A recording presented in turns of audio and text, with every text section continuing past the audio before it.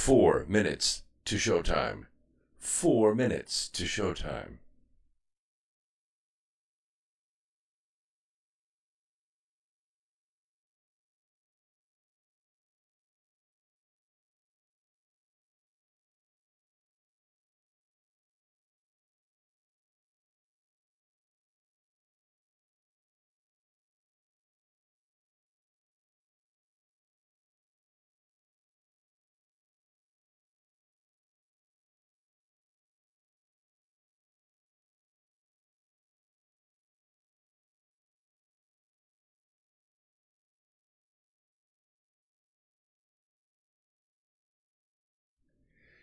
Three minutes to showtime. 3 minutes to go.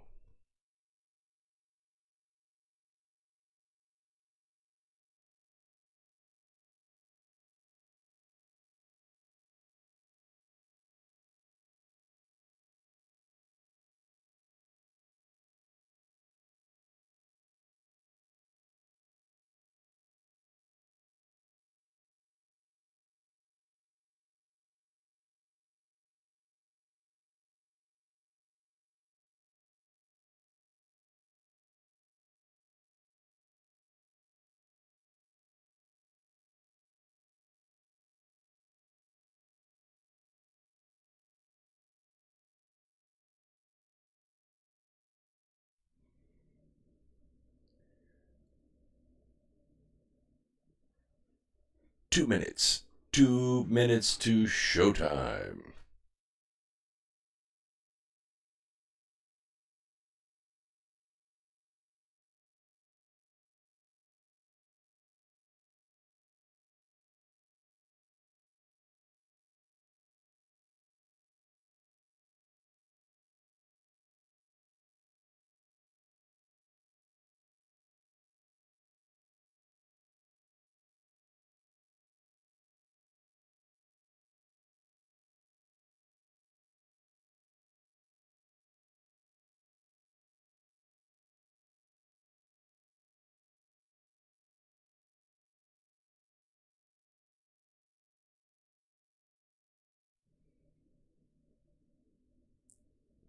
One minute and counting. 1 minute to showtime.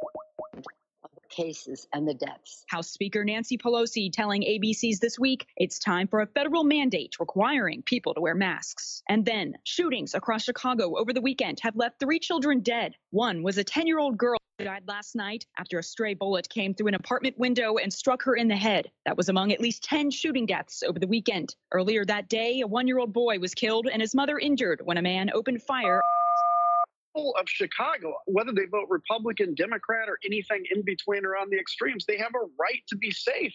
And unfortunately, politics is trumping over bringing in the National Guard and giving people peace and security. Illinois Congressman Adam Kinzinger slamming Chicago city leadership for not doing enough to establish peace and security. Also new today, the president of the Greater New York Black Lives Matter organization, Hawk Newsome, joining Fox News Sunday to discuss his earlier comment on Fox News, saying, quote, "If this country doesn't give us what we want, then we'll burn down this system and replace it." I'm not encouraging people to go out and hurt other people. That's not what I'm promoting. What I'm talking about is systemic inequality, treating crime as something that needs to be handled with policing instead of defunding the police. And the House passed a sweeping police reform bill last week. The legislation will end qualified immunity, which protects officers from lawsuits and bans chokeholds and no-knock warrants. Ask your Amazon smart speaker to play the news from Fox. America is listening to Fox News.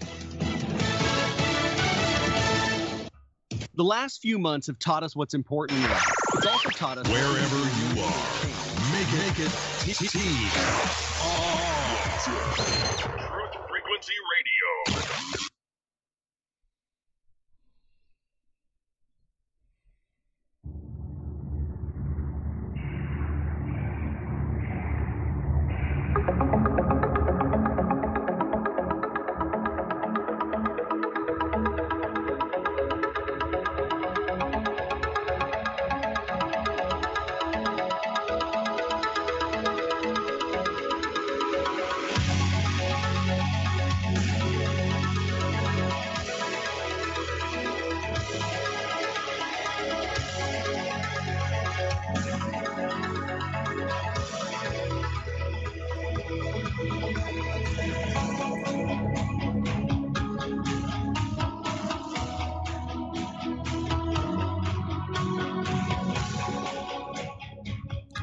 And greetings, Earth Explorers. Welcome to X Squared Radio. I'm your host, Brooks Agnew, coming to you live from an undisclosed location east of the Appalachian Mountains. We're coming to you from the America Free Radio Studios through the Truth Frequency Radio Network. This is where the Truth Freaks hang out, and we are not afraid to let our Truth Freak flag fly. This is a live radio program. It is a live call-in program, so you can see the phone number there on the screen. If you're listening on YouTube Live, go to Brooks Agnew, all one word on YouTube, and you can find it. Make sure to turn on your notifications so that you will know next time we go live, usually Wednesdays and Sundays, but you never know. 213-233-3998 if you want to be part of the program, 213-233-3998. We have a ton of news tonight. In here, the results are always positive. In as much as we can make them so, we might go a little past your imagination. But have no fear, you will be safely traveling with us. There is a lot to do, Patriots, so let's get to it. My first part is the Religion of Peace report. In the last 7 days,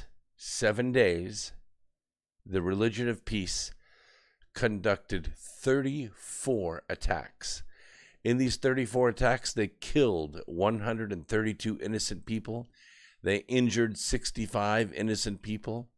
They conducted 2 suicide blasts and spread their mayhem across 9 countries. All of this from the Religion of Peace.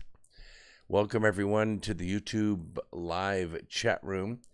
Let's see, we have Colleen is out there, Festus, Raz, Boo, Jay, that's a new one, Jay Duos, Matt Imber. Okay, well, sorry, you put it in the chat room, so I said it. We also have a chat room in Truth Frequency at tfrlive.com, and everybody is there as well. We have Sophia and Bam is there. Dr. Kayak. Hello, Doc. Good to see you. Lewis 1987. Cold Brews. Free Energy 13 and others. So I'll try to keep up in both places and see what I can do. Listen, next Saturday is July 4th. That is the day that we celebrate our independence. We celebrate our independence from oppression from a monarchy in the East. And also, I am going to be on Red Pill 78. Red Pill 78 has a massive presence on YouTube. He has a program called Red Pill 78. Just to give you a hint, it's Red Pill 78. If you go there and get yourself all queued up at 8 p.m. next Saturday, we're going to go live at 9 p.m., and I'm going to be on with the host of that program on Independence Day. How radical is that? It should be a stellar YouTube program. So that is Red Pill 78. Mark it down in your calendar, on your phone, wherever you have to. This is going to be an epic live presentation. Way bigger than anything we have ever done on America Free Radio. I'm so privileged to be a guest on his program. So let's begin. You have heard the term Obamagate, and we've talked a lot about it. Here and there you hear the term, it gets censored from time to time, but everybody kind of knows what it is. And we know kind of when Obamagate ended somewhere, I don't know, last week maybe, or maybe it hasn't ended yet. But we really don't know when the policy of spying on Americans actually began. The tangled roots of the domestic surveillance of political opponents by the National Security Administration predate the alarmism about Russia, quite a ways, by the way. Tracing them back into the field swamp, or the fetid swamp, takes us not toward Moscow. Nope, doesn't take us toward Beijing either. It takes us toward Tehran. Yeah. The first public revelation that the Obama White House was spying on high-level members of the political opposition came in 2015. Members of Congress had been eavesdropped on as part of an operation to sabotage Prime Minister Netanyahu's campaign. You remember this? You remember, let's see, what was it? Something 270. It was a organization that was sent to Israel by Obama, his former campaign team. I think it's Strategy 270. Anyway, they go to Israel, and they use the same data mining tools and spying techniques that they used here to win in 2012 against Netanyahu. And they almost beat him. They came very close to beating him. Obama wanted to get Netanyahu out of office very badly, and he went to Israel, and he meddled in their election using our and his private money, but our intelligence community. Yeah, and members of Congress were eavesdropped on. So the communications that members of Congress were having with people in Israel were being eavesdropped on. The Israeli leader and his entire country had earlier been targeted by a massive spy campaign to stop Israel from taking out Iran's nukes. But the new wave of surveillance was no longer just against a political Israeli attack on Iran. It was part of a political campaign to win the domestic argument to aid Iran and legalize its nuclear program. The Wall Street Journal reported that by 2013, surveillance of Netanyahu was focused on protecting the Iran nuclear negotiations. Netanyahu's invitation to address Congress caught the White House by surprise, and the surveillance was not only directed at Israelis or even pro-Israel Americans, but it was also directed at members of Congress. That was probably not unprecedented. It probably goes all the way back to the days of Abraham Lincoln, but not when it concerns a foreign country. The Iran deal ushered in a surveillance shift from monitoring the former allies that Obama wanted to toss overboard to monitoring Americans who were friendly to those governments, and then leading members of the political opposition, and finally members of the incoming administration. This is where it gets really dangerous. This is what President Trump talks about no president ever having faced this before. No president ever has gone through what he has gone through with respect to subterfuge and subversion and using the intelligence community against an incoming president. That's never been done before. Obama and his associates had redefined national security as the pursuit of his dangerous foreign policy. And the new national security threats were administration critics who were surveilled in order to entrap them. And it wasn't just them, it was also reporters. You remember when, I think it was Dan Rosen with Fox News. He published an article that was critical of the Obama administration, and in the article he referred to some movements that Obama was making in Iran. And Obama wanted to know where he got that information. Well, of course, Mr. Rosen said, you can go pound sand. And Obama said, well, okay, I'll pound sand and you can pound rocks. You're under arrest. Well, that put the fear of God in Mr. Rosen. Now, Fox News jumped in with its lawyers and prevented that from happening. But the next time you see Dan Rosen, which was a few days later, he was a shadow of his former self. He was very, very careful what he said. And he was actually appeared to me as a man on borrowed time. He really did. He was fearful for his life. The threats that had been made against him were very real. And the intelligence community was telling him, Mr. Rosen, you and your family are in grave danger. And I don't think I saw more than 6 reports from him, and he disappeared. And he was basically Jesse Waters' age. Yeah, just incredible pressure came on him. Surveillance had morphed from spying on Obama's political opponents to conspiring to lock them up. General Flynn had been a key opponent of the Iran policy, as detailed by Lee Smith, and how Russiagate began with Obama's Iran deal domestic spying campaign. It's a great article. You should read it. Flynn's arrival not only threatened the Iran deal, but the politicized intelligence agencies that had been covering for Iran ever since the Bush days. Now, Flynn, of course, General Flynn, had already been forced out once. He was forced out of the Obama administration.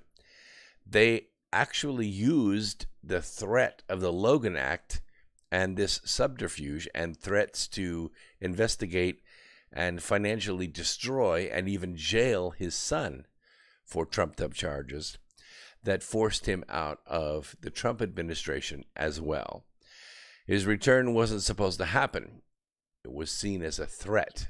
It still is now that he has been, all charges have been dismissed. And if you've seen the evidence, and I think I posted a little bit of it last week, if you've seen the evidence, you know where Sidney Powell was coming from. Sidney Powell was coming from the position that, hey, there's exculpatory information here, and we should have our hands on it.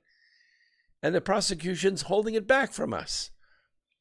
And she was a superhero. She went after it, and she finally got it released. And once you see it, you go, holy crap, why did you ever bring this case in the first place? And the answer is exactly what I'm telling you right now. Obai Shabandar, who had worked for the DIA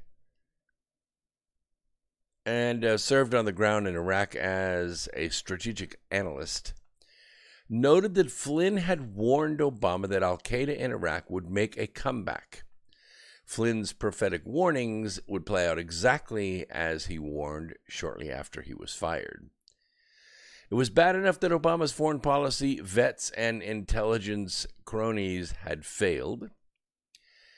The prospect of having Flynn return to take advantage of their mistakes and wreck their credibility was absolutely unthinkable to them. They were going to stop it at all costs. The pretext for taking down Flynn was generated when he called Ambassador Kislyak, which you know was the Russian ambassador at the time. Now, he was all Russian all the time. He was about Russia. He was protecting Russia. He represented Russia. He expressed the Russian position eloquently in Washington. Everyone knew where he came from. And he'd been there a long time. And we knew what was going to go down when he came to a meeting. But they killed him after Flynn was fired. And these communications became part of the controversy. These perfectly legitimate communications that Michael Flynn had had with Kislyak, who was an ambassador to Russia. I mean, that's what the National Security Advisor does, for crying out loud, is communicate with people like this from all over the world. They killed him. They killed Kislyak, and then they killed other Russians around the world. I think 6 or 7 of them altogether. They just offed him. Some were young. I mean, they gunned him down. They poisoned him. They strangled him. It was crazy. They just went after him. The Obama administration had played a key role in generating these shadow resolutions by other countries to pressure Israel. The Jewish state, along with the UAE, the Saudis, Egypt, and any Trump associates friendly to them, had become targets in a shadow war meant to keep Obama's foreign policy in place, even under the incoming Trump administration. And you could see it, because every time Trump would go to a foreign country, he would meet with them, they would roll out the carpet, they'd bring out the prancing ponies and, put on the spread, take him to places that no other president had seen before, treated him like royalty. Right behind him, here comes Obama. Here comes John Kerry. Here comes Susan Rice. Here comes Valerie Jarrett. Obama had this shadow administration, his old administration, still working for him. Still working for him. He's out. He's no longer president. But a day or two after President Trump would finish making a deal, opening negotiations, whatever, here come Obama right behind him. Here comes John Kerry. Here comes his team. And, we're not stupid. We know exactly what's going on. They're going in saying, pay no attention to what this new guy said. He doesn't know anything. He's a buffoon. We're going to have him out of the way pretty soon. And then it'll be back to just you and me and business as usual. And we'll resume what it is we started several years ago. That was why Walid Fares, who's a Trump advisor and also investigated by the FBI and the Mueller team for his friendliness to the President Sisi's, that's the president of Egypt, anti-Islamist government in Egypt. Flynn and Fares were investigated because they posed a threat to Obama's pro-Islamist foreign policy. That was Susan Rice's pretext for unmasking the names of Trump officials meeting with the Crown Prince of the United Arab Emirates. The Obama administration had not only redefined support for Islamic terror states as being in our country's national interest, but it also redefined opposition to Islamic terror as a national security threat. That was one of the main reasons why Flynn was pushed out in the first place, because he kept using the term radical Islamic terrorism. That was not something that was said in the Obama White House. As you know, Obama and Hillary Clinton, and then later John Kerry, through Valerie Jarrett and Susan Rice, worked feverishly for 8 years to build an organization called ISIS. They funded them, they armed them, they made them mobile, they gave them intelligence.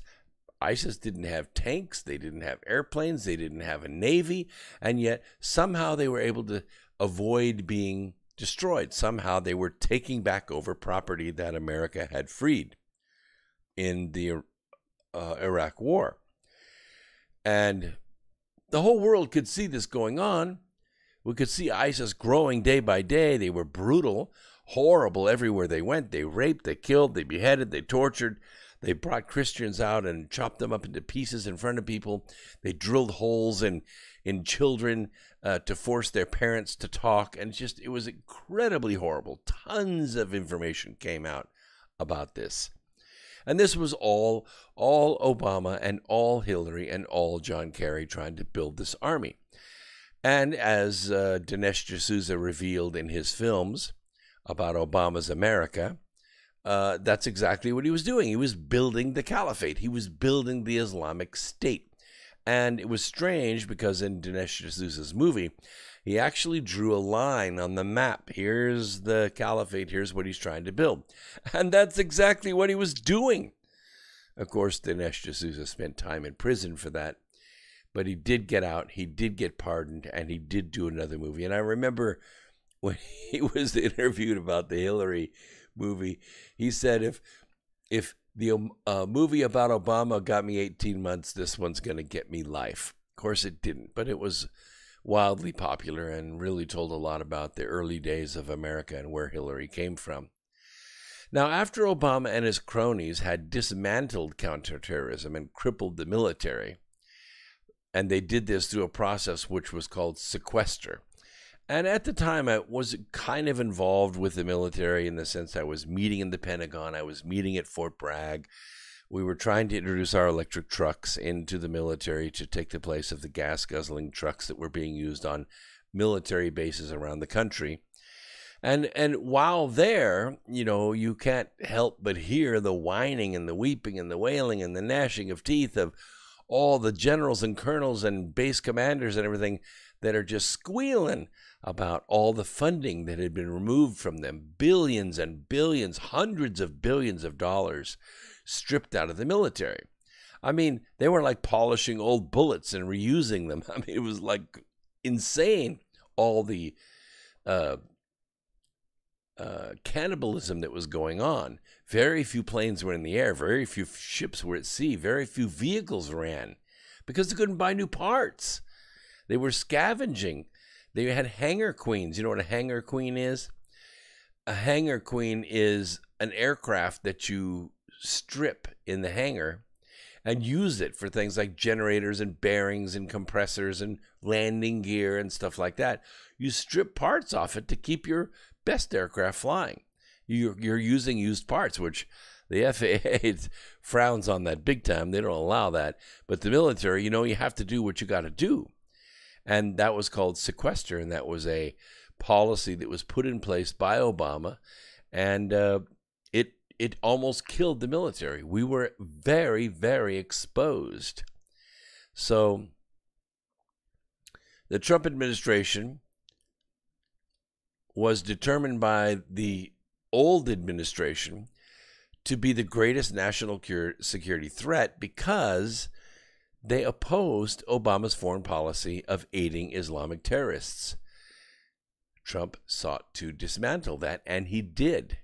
Now, the Arab Spring and the Brotherhood's ascendancy had been crucial to Obama's vision of a new Middle East. I was there about 2 days before it happened. I was in Cairo at the time. It was a very strange time. There was a lot of energy on the streets. Cab drivers were belligerent. If you were American and you had money in your pocket, it was a dangerous time to be in Cairo. I'll just say that. I mean, the pyramids are cool and all the antiquities are cool, but it was a dangerous time. There was a lot of weird energy that year in Cairo.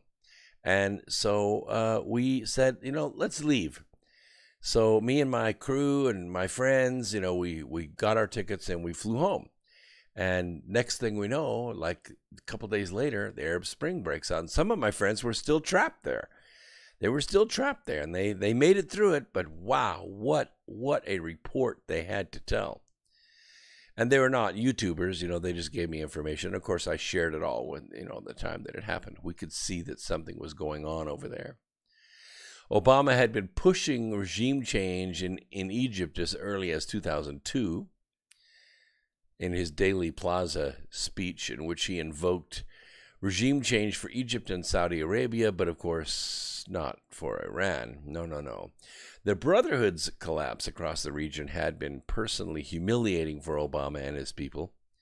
They hadn't given up their dreams of the Muslim Brotherhood Reconquista in Egypt. And, of course, Farris and Flynn were threats to those dreams. Iran was Obama's last shot at his grand strategy to realign America, realign their foreign policy toward Islamic terror states. That was not just one agreement, but a desperate attempt to turn back the clock to the Cairo speech before ISIS, the counter-revolutions in Egypt and Tunisia, and the growing tilt of the Saudis and the UAE toward Israel and against the Islamists and Iran. Obama's entire foreign policy was on the line. Now, having Flynn on duty risked sabotaging what Obama saw as his only surviving foreign policy success. And when Flynn directly intervened to stop an Obama shadow UN resolution aimed at Israel, his cronies in the intelligence community, they struck back, and they struck back hard. They took their revenge over Flynn's effort to protect Israel and marking their territory from Egypt to Iran while seeking to hijack the incoming Trump administration. A peaceful transition of power? Not on your life. That traditionally separated the American political system from those of failed states, but it was not going to happen in America. No longer content with covert eavesdropping or media leaks, Obama actively went to war over foreign policy with the Trump administration. And this was not mere Watergate. This was a civil war. It was being waged within the limited confines of Washington, D.C. As you could see, that war has spilled out of Washington, D.C. That blood has run through the gutters of every major city in America. You can see it right now. And what they're trying to do is they're trying to silence the majority. They're trying to put a mask on you, keep you from talking, keep you from looking up, keep you from grouping together and planning, and keep you from voting, and keep you from going to Trump rallies. That's what this is about. That's what this war is about. We're going to take a quick break. We'll come back right after this. Don't go away. More X Squared Radio right after this.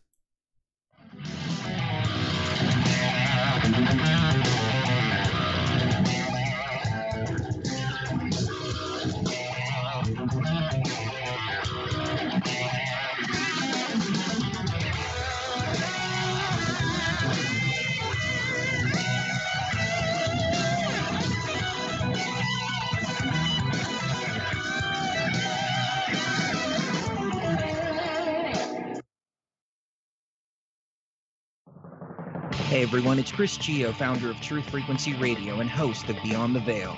The mainstream media and establishment are running scared right now, and they've prominently featured truthfrequencyradio.com as number 89 on the federal government's hit list, also known as the fake news list, which is essentially a list of sites slated for censorship on Facebook, YouTube, Google, and other social media. Now is the time for you to get involved. Share your favorite TFR shows far and wide on forums and social media. Tell your friends and family about your favorite shows. If you're a business owner, get in touch with us to feature your product or service right here on TFR. And if you haven't done so already, become a TFR supporter now and get unlimited commercial-free downloads in high quality. Visit truthfrequencyradio.com/sign-up. Thank you for making TFR the leader in independent and uncensored talk radio. Truth Frequency Radio, your protection from deception. This is iHeartRadio. iHeartRadio. iHeartRadio makes you want to move. When you have a great melody, a song to last forever. Instantly connected. I love it when the beat goes. Did you know you can listen to Truth Frequency Radio on iHeartRadio? Just download the app to your smart car, smartphone, or smart TV and get the best of TFR wherever you are. iHeartRadio. I'll see you there. So, you love talk radio? Then you'll love TalkStreamLive.com. TalkStream Live is always on, 24/7, with the best streaming talk shows. Find your favorite talkers and discover some new ones. It's free, readily available online or on mobile with any smartphone or tablet. Finding your favorite talk shows all in one place has gotten a whole lot easier. Just go to TalkStreamLive.com. Be sure to download the free apps from Google Play or the iTunes App Store. Greetings, Earth Explorers. My name is Brooks Agnew, and I am your host on X Squared Radio every Sunday evening at 8 p.m. Eastern Time on the Truth Frequency Radio Network. This is where the past meets the future. We explore the mysteries of the universe and of the Earth. We might go a little past your imagination, but have no fear. You will be safely traveling with us. We will dissolve the propaganda of dangerous people with dangerous plans for the planet. We will discuss the latest technologies and challenges for humankind. We will discover the safest place for you to stand when the thinkings and doings of mankind come flying apart, and how you can be one of the people that helps put it back together. Join us.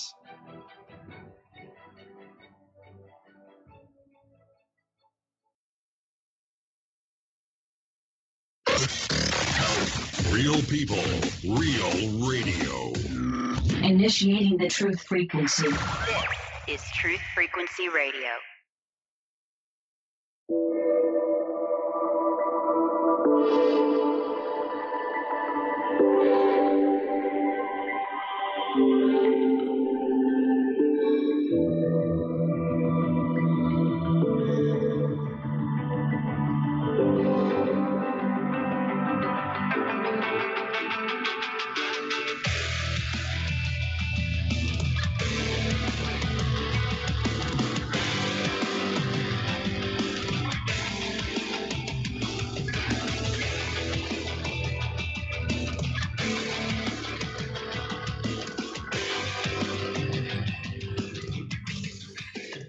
Welcome back to America Free Radio. My AccuWindow forecast says it looks like rain outside. It's going to come a gully washer here in a minute.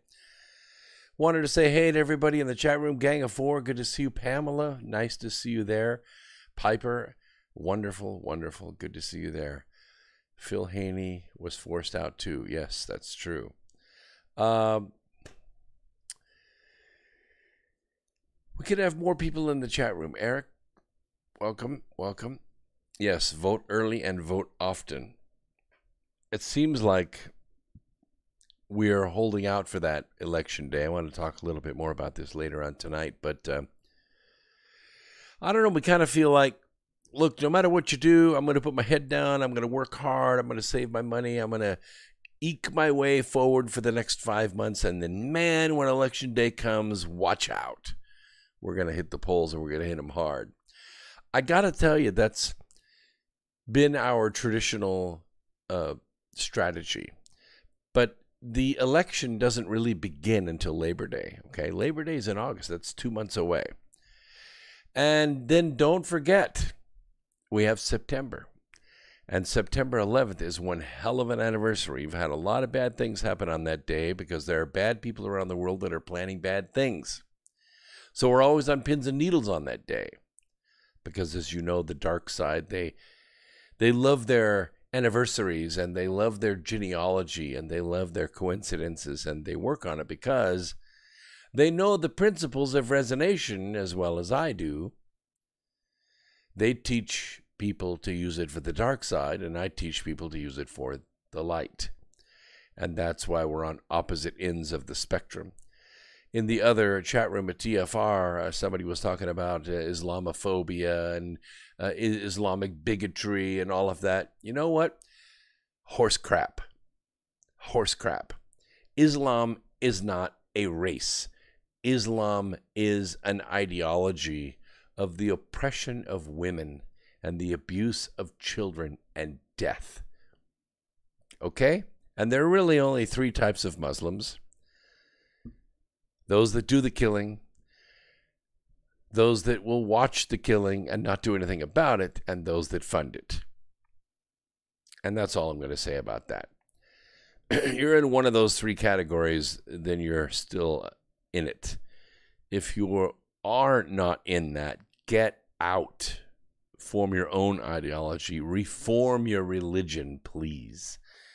It is a religion, not a race. It's okay. We only have 58 people listening right now, so it's cool. I'm not a YouTube star. I'm not beautiful. I'm not handsome. I'm just me. And this is all I can do. So 59, we're at 59. I'm overjoyed. We have 59 live people listening right now. So Obama's Spygate was the warped afterbirth of our failure to meaningfully confront Islamic terrorism. Instead, the political allies of the terrorists and the failed watchmen who allowed them to strike so many times got together to shoot the messengers like Flynn, warning about the terror threat. We all saw it. We could all see for our own what was going on. The Obama administration betrayed America, plain and simple. That's Obamagate. That's what it is. It sold out the soldiers in the field. It sold out and betrayed their commanders and fired them. And when it lost power, it went to war against the civilian leadership, using the tools that had been traditionally reserved for the terrorists that it had refused to take on and defeat. The very technology that we developed to counteract propaganda in Iran, we developed it. DARPA developed it. Highly effective, intelligent technology. It's now being used by the former General McChrystal of the Obama administration. It is now being used at this very second to attack the Trump administration. They used DARPA's software that they developed to attack Islamic radical terrorists in Iran. And they are now pointing it at the Trump administration. Everything Trump says, everything Trump tweets, everything Trump speaks about or makes a press conference about or has some kind of public statement or an executive order about, this software goes to work countering that on all kinds of different levels in the media. That's what it does. That's what the software does. That's what it was developed to do. And this is all to support Obama. Instead of fighting them, Obama didn't just corrupt our national security system to wage war on his successor administration. He did it to protect the Islamic terrorist enemies of this country, Iran and the Muslim Brotherhood. You don't hear that word much anymore, Muslim Brotherhood. You probably don't even know when they were formed.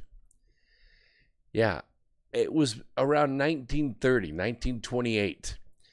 And in 1938, the Shah of Persia changed the name of his country. It had been Persia for thousands of years. He changed the name of his country to align his country with Adolf Hitler.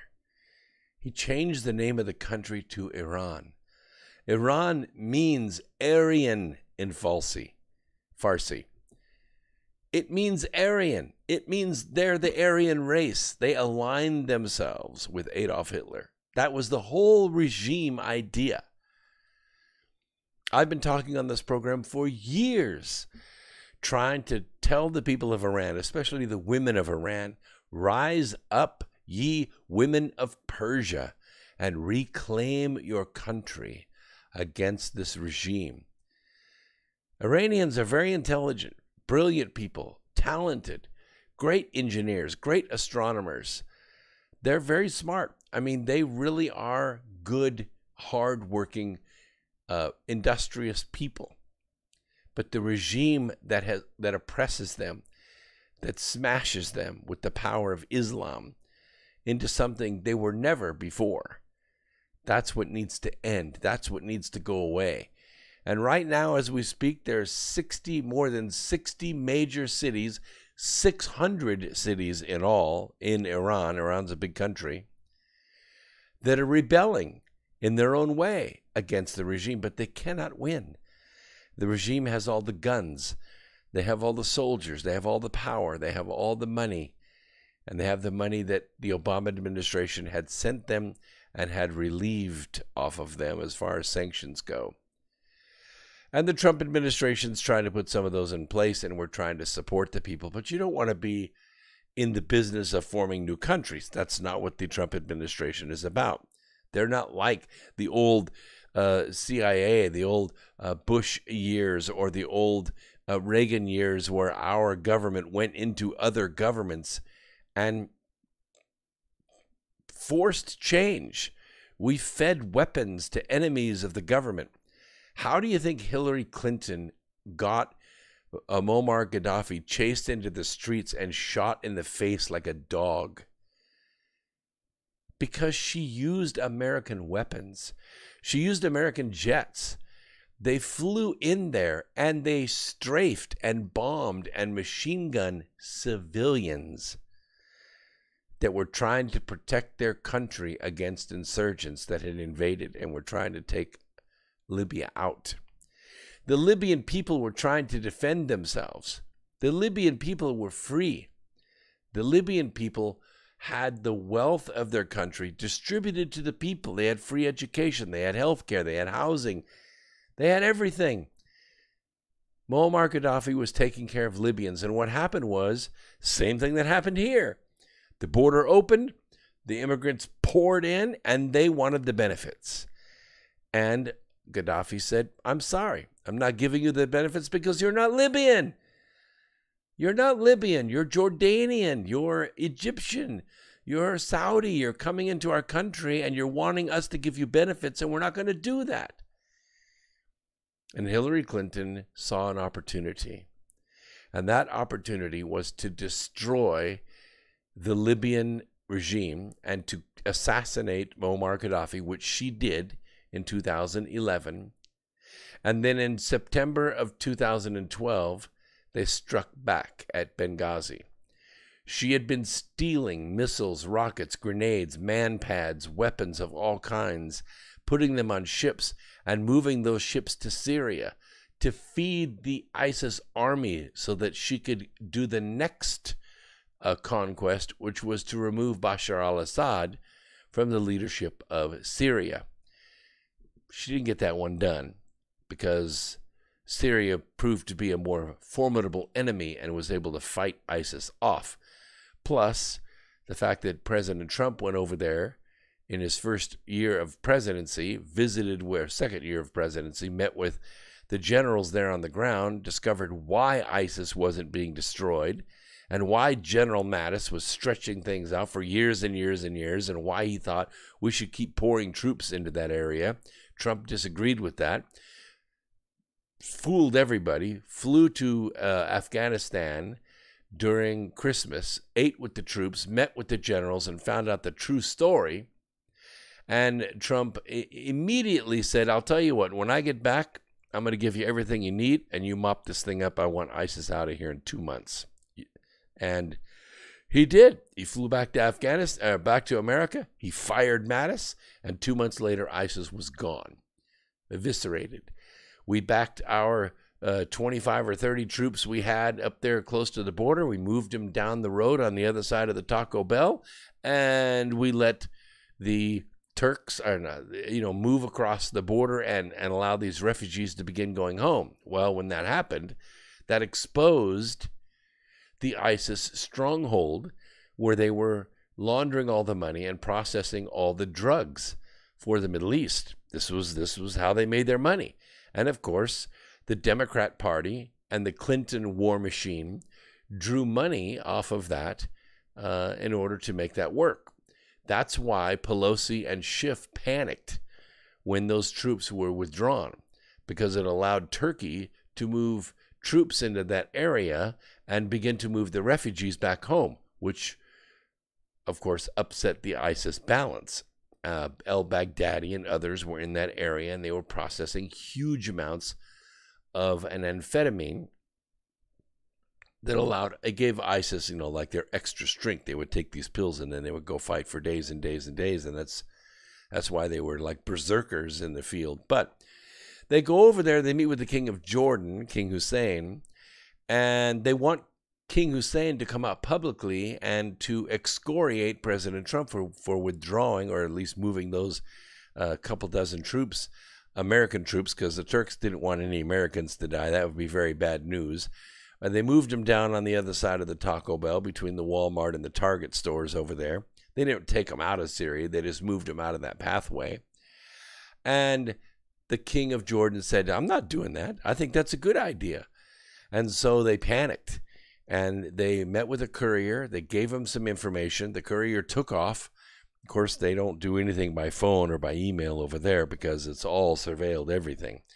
So the courier goes driving away, and he's taking all kinds of secret routes and changing cars and running through barbershops and whatever to get himself to Baghdadi. And he was followed. He was followed. We knew exactly what Schiff and Pelosi were doing over there, and they followed that agent. And when the agent reached al-Baghdadi, our troops, our special forces, radioed back and said, we have him, we know where he is. Trump got the clearances, mobilized the operation, and a few hours later, al-Baghdadi was attacked. Now, they still knew it was coming. Somehow they still knew it was coming, and they had bomb vests set up for themselves. The woman was to blow herself up and kill the children that were there. I think they were 14 or something kids that they had there. They were using as human shields. And to destroy all the records, because this was a compound where they held a lot of records. Because, as you know, if you're in the business of shipping drugs, the only way that you stay in business and keep from getting killed yourself is to make sure you have the dirt, you have the goods on your bosses. You make sure you have that insurance policy, because if you have that insurance policy, then you can stay alive. And guess what? That insurance policy was sitting at that compound. And so when that operation took place, which was, I believe, on a Saturday, al-Baghdadi was killed. President Obama made the announcement within hours of it happening. The world rejoiced. One of the world's baddest men, finally, for real, was killed. But on Sunday morning, he had more to add. On Sunday morning, he said, by the way, not only did al-Baghdadi beg for his life and died like a dog, you remember that conversation, but we got a lot of intel out of that place, and we saved those kids' lives. They shot the woman in the forehead before she could pull the ripcord on her vest and blow herself and the kids up, and it saved all the records. So they saved the kids, and they got all the intel. And when he said that, and we got a lot of intel out of that compound, the next day, that Monday, that day, Nancy Pelosi flipped and said, we're going for the impeachment. And they made the announcement within 5 days that they were going to impeach the president. And they went for it. They went for it. They had their secret meetings, whatever they had to do, their basement dog show, and they brought all the people in, and they manipulated all the testimony, and they threatened the witnesses, and they tampered with evidence, whatever it took. And they did their best at trying to impeach the president. That's where it came from. That's why it happened. Because President Trump got that intel, and they wanted him out because they knew he was going to use it. And guess what? He has used it. And that's where this is coming from. That's where all of this is coming from. Instead of fighting Islamic terrorists, Obama used the national security state to spy on his own opponents. And he began with pro-Israel Americans, and he concluded with Trump allies in a horrifying act of treason. Yes, I said it, treason. And I don't know when the arrests are going to occur. That's a very good question. Because when we exert ourselves and we talk about law and order. We hear President Trump talk about law and order. We hear different congressmen, different senators talk about law and order, me and others. It isn't really what we're saying, because we are a country of laws. This is what makes us great, is we have these laws and everybody has to live by them. But you see it, I see it, right? Everybody that's wearing a mask today sees it on both sides. Everybody that's had their speech suppressed by putting the mask over their face sees this. That this corruption, this lawlessness doesn't have to do with the idea that we don't have a law. We do. What it has to do with is that people are not treated the same under the law. And BLM is mad about it, and Pantifa, the guys that they had the panties on their flag, Pantifa, and us, we see that there is not equal justice under the law. And I've told you many times on this program, it's one of my favorite sayings, that war is justice denied. If you've read my book, Remembering the Future, The Physics of the Soul and Time Travel, or you've read the Birth Trilogy, you understand the cycle of peace, justice, mercy, and war. This is where it comes from. This is where it comes from. We have war and then victory. And after victory, we have mercy. And with mercy becomes leniency, tolerance, and then we embrace those things that we abhor. And what happens is what starts out as a police action then becomes an insurgency, then becomes a war. And you go through this cycle over and over and over again. History does it. And I'm saying we can break that cycle. All we have to do is stop at the justice.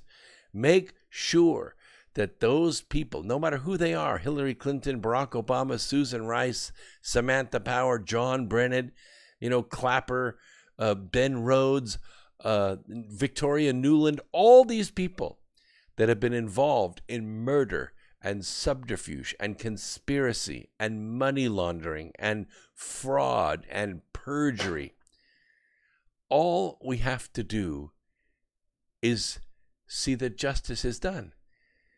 All we have to do is take these 60 or 70 people that I've mentioned here over the last few years on this program and put them in jail. I'm not saying go out and hang them. That's barbaric as it is. But we could take them to Gitmo and let them live out the rest of their lives out of our society. And we would have peace.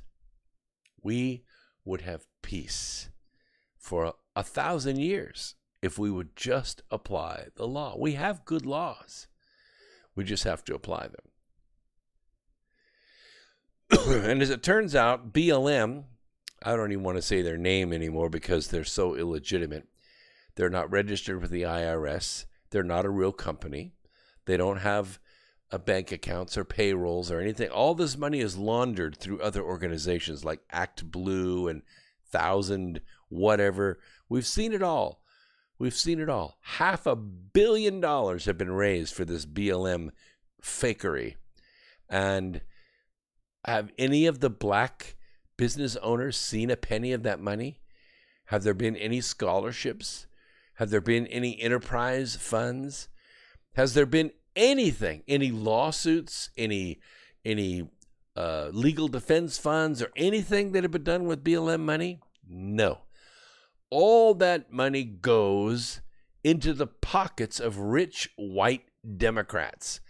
Why is it you think you see when you go to a BLM protest and people are shouting and screaming and beating people up and all this? They're white people. They're white people doing it. It's because BLM doesn't exist. BLM's just an idea. It's just a marketing plan. It's just a drone beat over and over again. The co-founder of the BLM movement, her name is Patrice Cullors. It's Cullors. I don't even know how to pronounce it. She was the protege of a communist-supporting domestic terrorist for over 10 years, spending years and years in training, in political organizing, and absorbing the radical Marxist-Leninist ideology which shaped her worldview.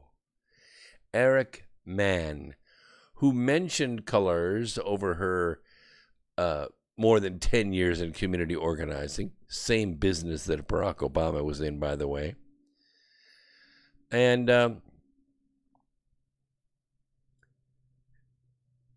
let's see here, just skip down a little bit here.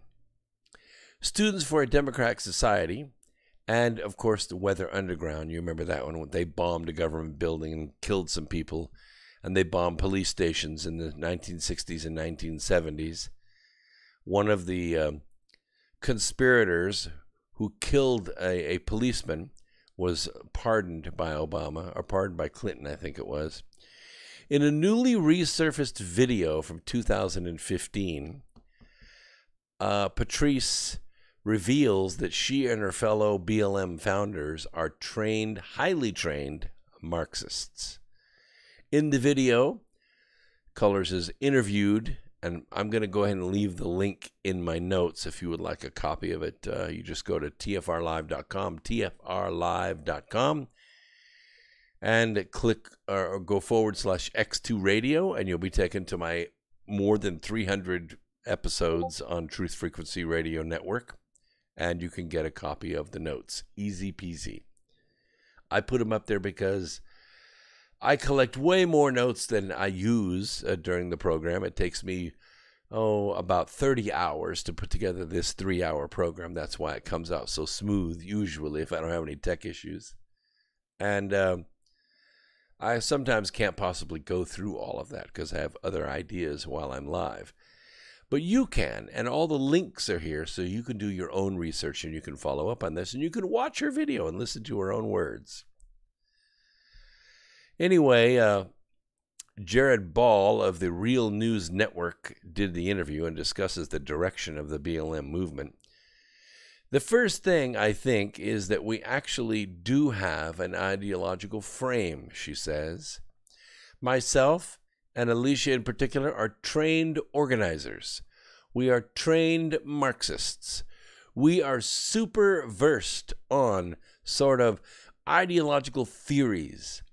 And I think what we really tried to do is build a movement that could be utilized by many, many black folk, close quote. In previous interviews in 2018, while promoting her then new book titled When They Call You a Terrorist, a Black Lives Matter memoir. By the way, she's a multimillionaire now. Take a quick break, and we'll come back right after this. Don't go away.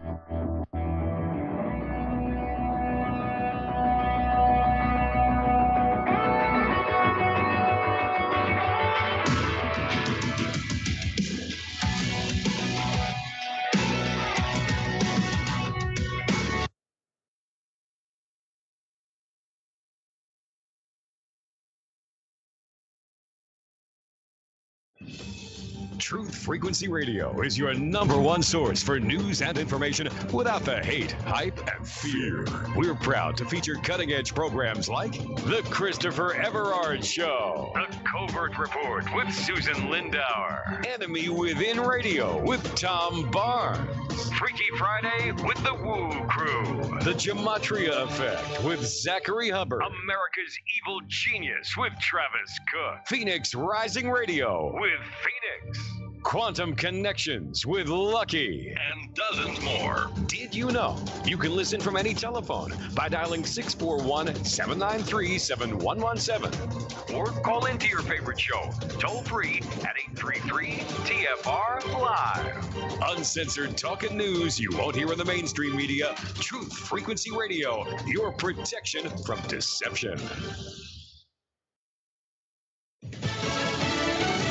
500,000. Fox News. I'm Mary Corsetti. That's the new number of deaths worldwide reported today by the World Health Organization. Another tragic milestone with about 1 in 4 of those deaths, more than 125,000, reported in the U.S. Florida beaches are closing again to avoid further spread of the virus. We have seen the positivity rate increase from the May standby of 4 or 5% to now 12%. Florida Governor Ron DeSantis. Plus, Texas has also had to reverse some of its reopenings. We know now there's scientific evidence that masks both keep you from infecting others, but may also partially protect you from getting infected. I think that's a new discovery and a new finding. And it's very encouraging to Texans to know that you can protect one another. Dr. Deborah Birx of the White House Coronavirus Task Force team pleading for everyone in Texas to wear a mask. Over just the past few weeks, the daily number of cases have gone from an average of about 2,000 to more than 5,000 per day. At the same time, hospitalizations have increased from about 2,000 per day to more than 5,000 per day. And the positivity rate that just 1 month ago was at 4.27% is now well over 13%. Texas Governor Greg Abbott. And in the original epicenter of the outbreak in the United States, New York is now seeing record low numbers. But Governor Andrew Cuomo told host Chuck Todd on NBC's Meet the Press that doesn't mean his concerns have been eliminated. We had today 5 deaths. 5 deaths is the lowest number we have had since this started, Chuck. We are on the exact opposite end. We have less than 800 people in hospitals. How does that number go up? 2 ways. Lack of compliance. And second, I'm now afraid of the spread coming from other states. America is listening to Fox News.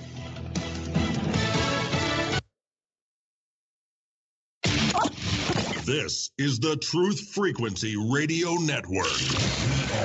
TFR. Truth Frequency Radio.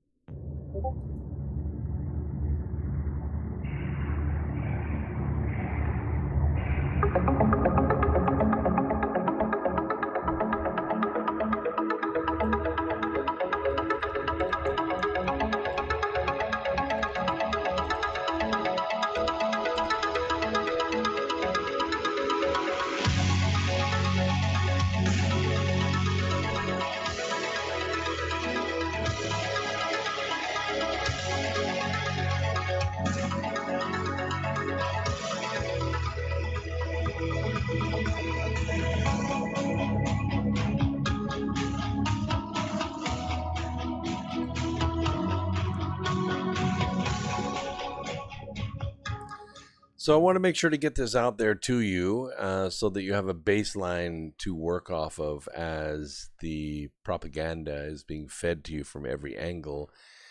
Twitter and Facebook and all of the social media are full of videos. Very violent. I mean, good gosh, I haven't seen violence like this ever on live feeds before, but it's horrible, the beatings.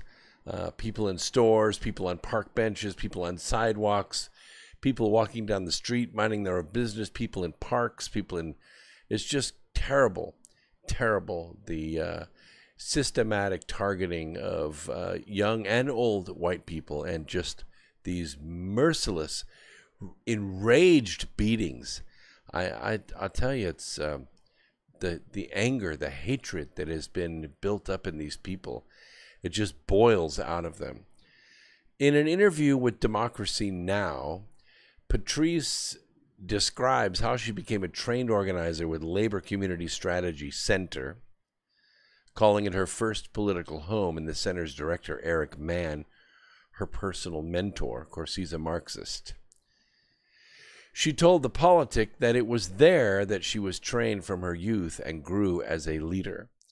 The Community Labor Strategy Center describes its philosophy as an urban experiment, utilizing grassroots organizing.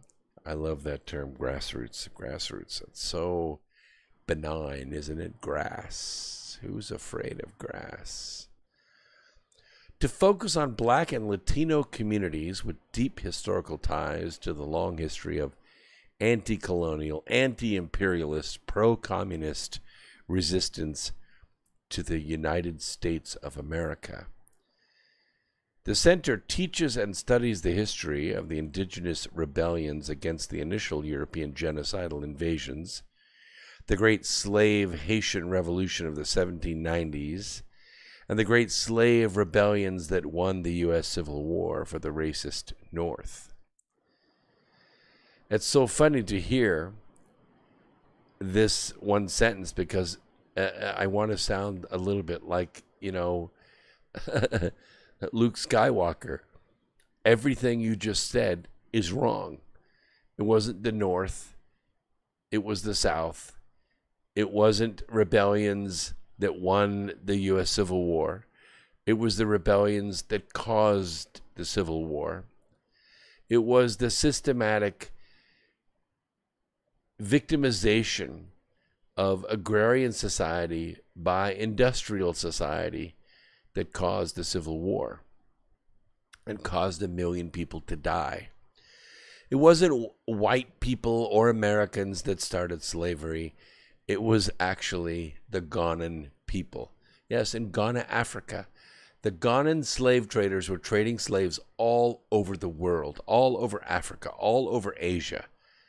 And then in the mid-1700s started trading them to Haiti and then on into the southern states of America because they had the money, because it was good business.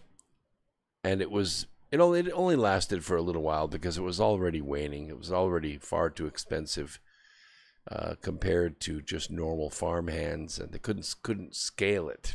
Couldn't scale it because machines were coming along that were going to be able to do more work than a human could do, and there was just no economic basis for continuing slavery, so it was already on its way out.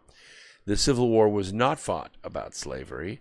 Slavery was involved, but it wasn't fought about that. It was fought. The nation was split apart based on taxes, based on the tariff of abominations. It had nothing to do with those states being asked to stop selling or buying people. The center also expresses its appreciation for the work of the U.S. Communist Party, especially black communists, as well as its support for the great work of the Black Panther Party, the American Indian Movement, Young Lords, Brown Berets, and the great revolutionary rainbow experiments of the 1970s, while flaunting its roots in the new communist movement. You get it? Speaking with ACLU's At Liberty, Patrice described the center as her foundation, claiming it was there that she developed the skills which helped her found the Black Lives Matter movement after having been recruited by its director, Eric Mann, an avowed communist revolutionary, was the New England coordinator for the Students for a Democratic Society in 1968. The following year, a more radical wing splintered from the SDS, and it was led by a man named Bill Ayers. You've heard that name before, and Bernardine Dohm, calling for violent, direct action over civil disobedience. They wanted to blow things up. The splintered faction became known as the Weather Underground, with the stated goal of overthrowing the U.S. government. They made no bones about it. As a result, the FBI classified the organization as a domestic terrorist group in 1969.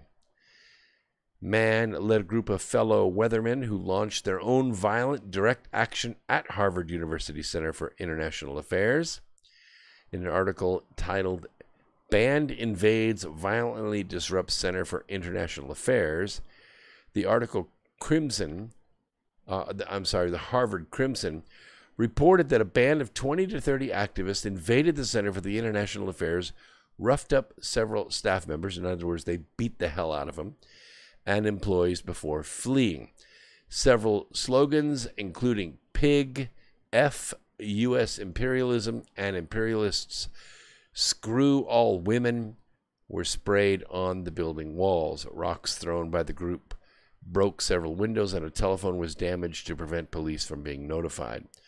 Undergraduates who saw the group leaving the building and chanting ho ho Ho Chi Minh, NLF is going to win. They said they recognized some of them as members of Weathermen, a military spin-off of the older New Left Caucus of SDS. Man was actually charged with 5 counts of assault and battery, disturbing the peace, damaging property, defacing a building, and disturbing a public assembly, for which he spent 18 months in prison. Patrice has spent no time in prison. And many thousands more people have been injured, and many billions of dollars more of property have been burned at the word of Patrice than were ever killed by man. At the 2010 United States Social Forum in Detroit, under the slogan, "Another world is possible under U.S. is necessary," the Labor Community Strategy Center sponsored a session titled, and I quote, "Transformative Organizing Theory. Conscious organizers seek to build anti-racist, anti-imperialist politics rooted in working class communities of color." Close quote. In it, Patrice, of course, rising to prominence, was chosen by man to be a panelist along with him. He was grooming her. Patrice spoke about growing up as a working class queer black woman in a single parent household with a father who was in and out of prison. Patrice stated that positionality in this country is supposed to be devastating us, and had done so somewhat successfully while stressing the need to fight this thing. Both Patrice and Mann strongly endorsed Bernie Sanders. Patrice was a primary speaker at a Sanders campaign even the day before Super Tuesday, which Mann actually attended. Can you imagine that? A convicted terrorist attending your campaign rally? Patrice, viewing Biden as far too moderate, pushed for the latter to end his campaign, accusing him of having an old guard mentality and coming from an old establishment. Now, Biden, leading as the Democrat presidential nominee, Patrice and Mann are finding a symptomatic ear for their radical agenda. And that's mostly because Biden doesn't have any clue what he is doing at all. He's just going with the loudest noise.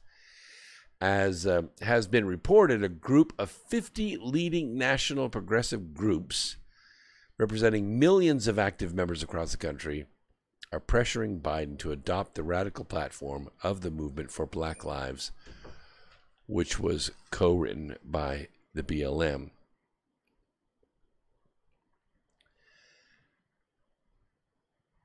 And I mean, I could go on and on and on with this. The group is calling for Biden to immediately incorporate their radical policies, including putting forward a transformative and comprehensive. Anytime you hear the word comprehensive, you need to put your back against the wall and be very, very afraid of leaning down to pick up the soap. Comprehensive policing and criminal justice reform laid out by the Movement for Black Lives. Citing his moral responsibility in this moment to make amends for past harms he had caused, the groups demanded that Biden make commitments such as advance reparations and defund police, prisons, and weaponry in order to fully fund healthcare, housing, education, and environmental justice. And of course, beginning with reparations. And I have a hard time with reparations because I start thinking about the logistics of it, and it's not that simple. You don't just go out and write checks to black people because you just can't do it. I can just tell you right now, you're not going to do it. Halle Berry ain't getting no check, okay? Beyonce, nope, not getting no check. Whoopi Goldberg, nope, not getting a check. Because they're multimillionaires. And, there are different levels of melanin in the skin, melatonin or melanin in the skin, okay? You have people that are light, people that are medium, and people that are very, very dark. And I could just tell you right now, somebody who's half white is going to really piss off somebody who's completely 100% African American if you're both getting the same check. Because after all, you're only half color. And what about the quarters? And what about the thirds? And what about the tenths? And what about the people that are just, got blonde hair and blue eyes and yet they're still African American? What about that? You see what I'm saying? It's not that simple. And it's designed to not be simple. What they're trying to do is break America. We ask that you revise your platform to ensure that the federal government permanently ends and ceases any further appropriation of funding to local law enforcement in any form and redirects those and additional resources toward much-needed community-led and community-controlled public safety efforts. Well, I got news for you, Patrice. There ain't no such thing as local public safety efforts. You don't believe me? Go start watching some video, Patrice. Get out of your ivory tower with your $500 million of money laundering from black people, which you detest anyway. You don't like them. You don't like black Americans. You want black communists. It's a big difference, a huge difference. Come out of your ivory tower and watch some video of gunfights going on in public streets, of roving gangs walking around looking for somebody just to beat the hell out of, just to stomp some white people. And that's happening. And this is exactly what you all have wanted for decades. You've wanted this race war. You push for this race war. You're advertising for this race war. And you won't be happy until you get your race war. Well, I got news for you. We're not going to play. We're not going to play because we love this country and we love black people and we love Hispanics and we love Asians. We adore them. And we're not going to war with anybody based on the color of their skin, unlike you. All right, let's look in the chat room here. We got several questions behind here. Let me scroll up a little bit. Gang of Four says, I saw Patrice speaking. Yeah, I think her own words condemn her, okay? When you get somebody that's radical like that, who's a Marxist, who's queer, who thinks that heterosexuals are devils, this is designed and aimed and focused on destroying the American family unit. And they've as much as said it. They have actually said their goal is to destroy the traditional American family unit. A father, a mother, children going to church on Sunday, going to church on Wednesday nights, you know, doing their jobs, saving their money, mowing their grass, painting their houses, raising their kids. That is dead. In their eyes, they want that to burn. Why? Because they never had it. Because they were raised in homes that had the father in and out of prison, if he was there at all, and raised queer, and raised not to care about the family unit. I recall a story somebody told me one time. I'll get to your question in just a second, Pamela.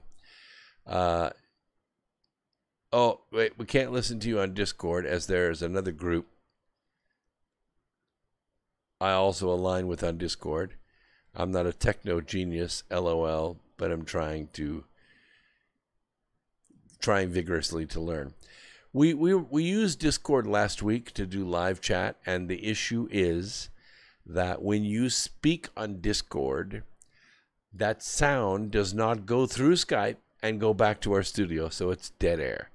So even though I hear you and YouTube hears you, the studio doesn't hear you, so it's dead air. So that's why we're not using Discord chat tonight. That's just a technical issue. Couple of other announcements. Yesterday, we ended Zoom. There's no more Zoom for us. We canceled our accounts. We're so tired of the horrible customer service, actually non-existent. Like, they don't even have humans working for the company.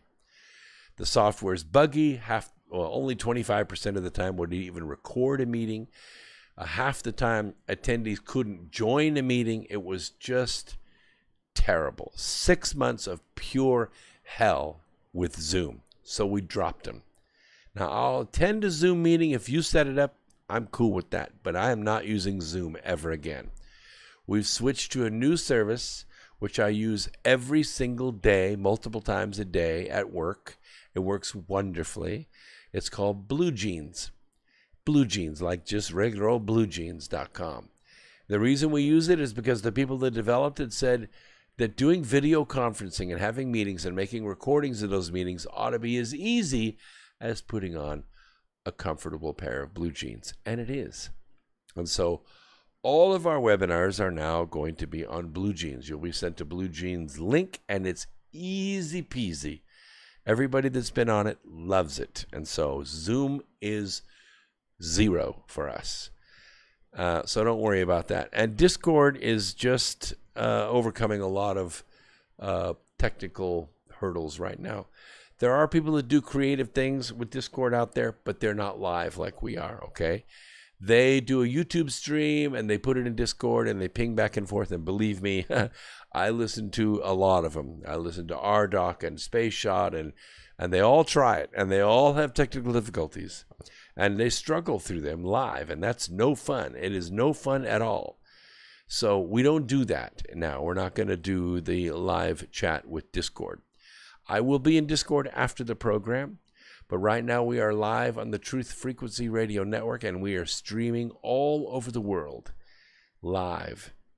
And we try to keep that feed clean, and we also have a call board there. And let me just check to make sure I don't have any callers sitting there. I forgot to check at the top of the hour. No callers sitting there right now, but you can see the phone numbers are there on YouTube if you want to participate. The number is 213-233-3998. Be happy to have you on the program and share your ideas with the world. Let's see. Another couple of questions here. Piper says, Bishop Larry, is it Gatters? Has done a deep dive into BLM. Check him out. Available on YouTube. I will do that. I mean, I know as much as I need to know about BLM. Once I discovered that they're not actually a 501c3, they don't really actually exist. If you go to their website, they're pretty open about it, exactly what they want to do. They want to overthrow America, and they want to use black people to do it. And they want all the money to go to a company or a real nonprofit called Act Blue. Act Blue then reroutes undedicated money directly to rich white Democrats who are running for political office. I mean, what could be more plain and simple than that? Do the people that are running through the streets, breaking things and beating the hell out of people and flipping cars over and throwing the Molotov cocktails, do they care about that? No. They don't care one bit. All they want is a reason to put a mask on and go scream at somebody. And we've seen plenty of that. Eric, good to see you out there. Cuomo was on the commercial. He speaks like George Raft. Yeah, and it's so funny. I mean, good God, people. Do you have to be a genius to figure this out? I mean, really? So North Carolina says, oh, we're going to have, the Republican National Convention in Charlotte. Oops, sorry. We had an outbreak, and the governor says now everybody has to wear a mask again. Yeah. So that happened. Trump knew that was coming. So he goes to Florida. Yeah, let's go down to Florida. Everything's great down there. People love us down there. And sure enough, no sooner did they make the announcement, oh, you know what, 5,000 new cases a day. And look at all these new hospital cases. They're all COVID. Sorry, we're going to have to partially shut the state down. We're shutting bars down now. And guess what? Yeah, it looks like we're not going to be able to do that convention after all, unless you want to do every other seat and everybody wear a mask, and, you can't use the public restrooms. And geez, you just see it. You just see it coming. And what are the states that are having the flare-ups? Oh, my goodness. Texas is having flare-ups, and all these states that have decided that they're going to reopen, right? And what's the one state that was the epicenter of COVID death designed by the governor himself? Over half, or around half, of the deaths that occurred in that state were directly under the orders of Cuomo himself. He forced sick people into nursing homes and killed them. Thousands and thousands of people. And now, all of a sudden, boom, guess what? New York. Wow, they're the great country, a great free republic of New York, and now we have the lowest number of COVID cases in the nation. Give me a freaking break, people. Open your eyes and see what is going on. This is all a joke. Hastings, good to see you out there. Is it Weethy? Wealthy Hastings. Hey, Brooks, happy to see you. Happy to be here. I'm glad you're there, too. Kathleen Perez, great show. Greensboro, excellent. 90 minutes away. Love that airport over there. Used to work over there, doing a contract for census. Not census like the census. I mean census like smart meters. Oh, that's good. Somebody in YouTube, a YouTube star, her name was Julesy. She mentioned this program and used one of our clips on her program. That is awesome. That is really great. I appreciate that very much. Kim, good to see you out there. New York Governor Cuomo, so sad for my friends in New York. Yeah, I know. It's a mass exodus, people getting out of there. Julesy says, I love his fellow, the money, for example, BLM, Raz, Act Blue, etc. People need to know. Yeah, well, we're trying to get the word out. We have 80 people listening now, so we've doubled our audience in the last hour, and this is really good stuff. And let's see what else we got here. Yeah, I get that. And, you know, we really have a great chat room. Lots of very intelligent people, and we're trying to send out as good of vibes as we can. Mona, good to see you out there. Alan, greetings. And Doc Skinner. Wow, my good friend Doc Skinner. 40 years in the film industry, extremely talented in music videos and all kinds of stuff going on. And by the way, Boo put $10 in there for our blue jeans. Blue jeans cost about $14 a month to replace Zoom. So we did our first webinar with blue jeans yesterday, and it went smooth as silk. And our participants were in Spain, and they had no problem whatsoever. No problem at all. Thank you very much. Hopefully it primes the pump. That's the little square at the bottom with the $sign in it. On YouTube, we call that Top Chat.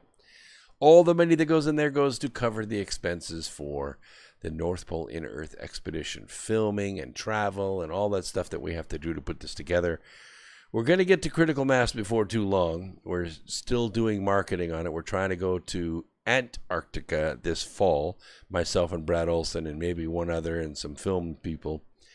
And we're going to try to put together a documentary early in the spring, January through maybe March-ish. And we'll put that up on the Hollow Earth TV. And once that's up, that will hopefully generate enough interest and enough subscriptions that we can get the cash flow going to where we can put the deposit on the boat. As you know, it's about a $2.6 million venture just to get the boat rented. And then there are expenses for getting people over to the boat and back and all the editing that has to go on. Quick break. We'll be right back after this. Don't go away.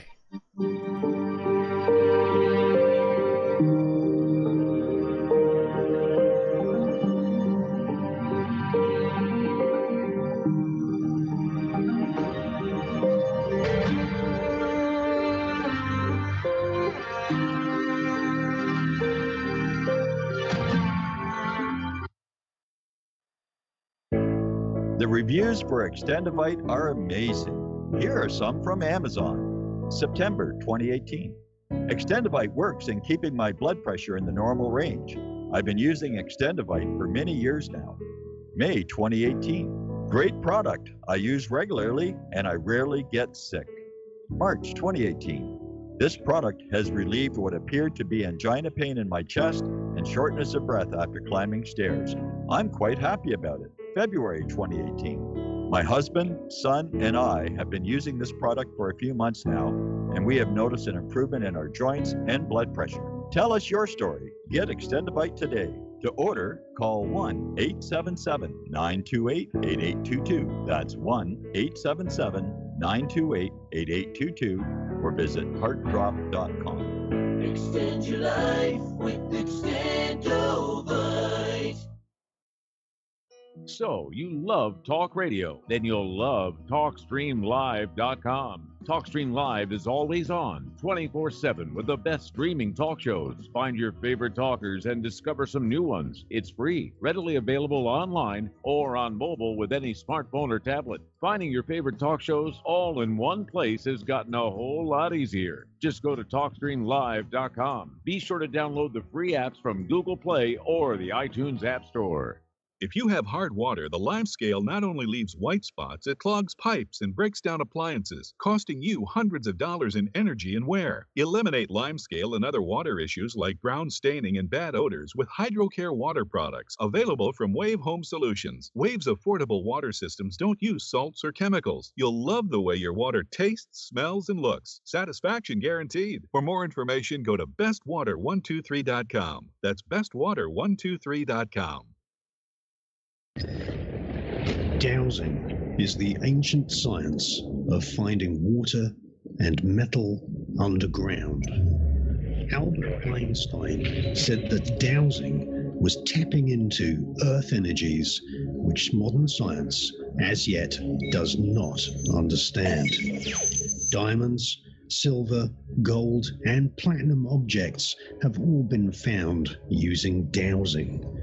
And now, for the first time on film, we visit the pyramids, Stonehenge, and ancient sites, dowsing for buried treasure and tapping into this mysterious earth energy. The Enigma Channel. Intelligent television for planet Earth. EnigmaTV.com.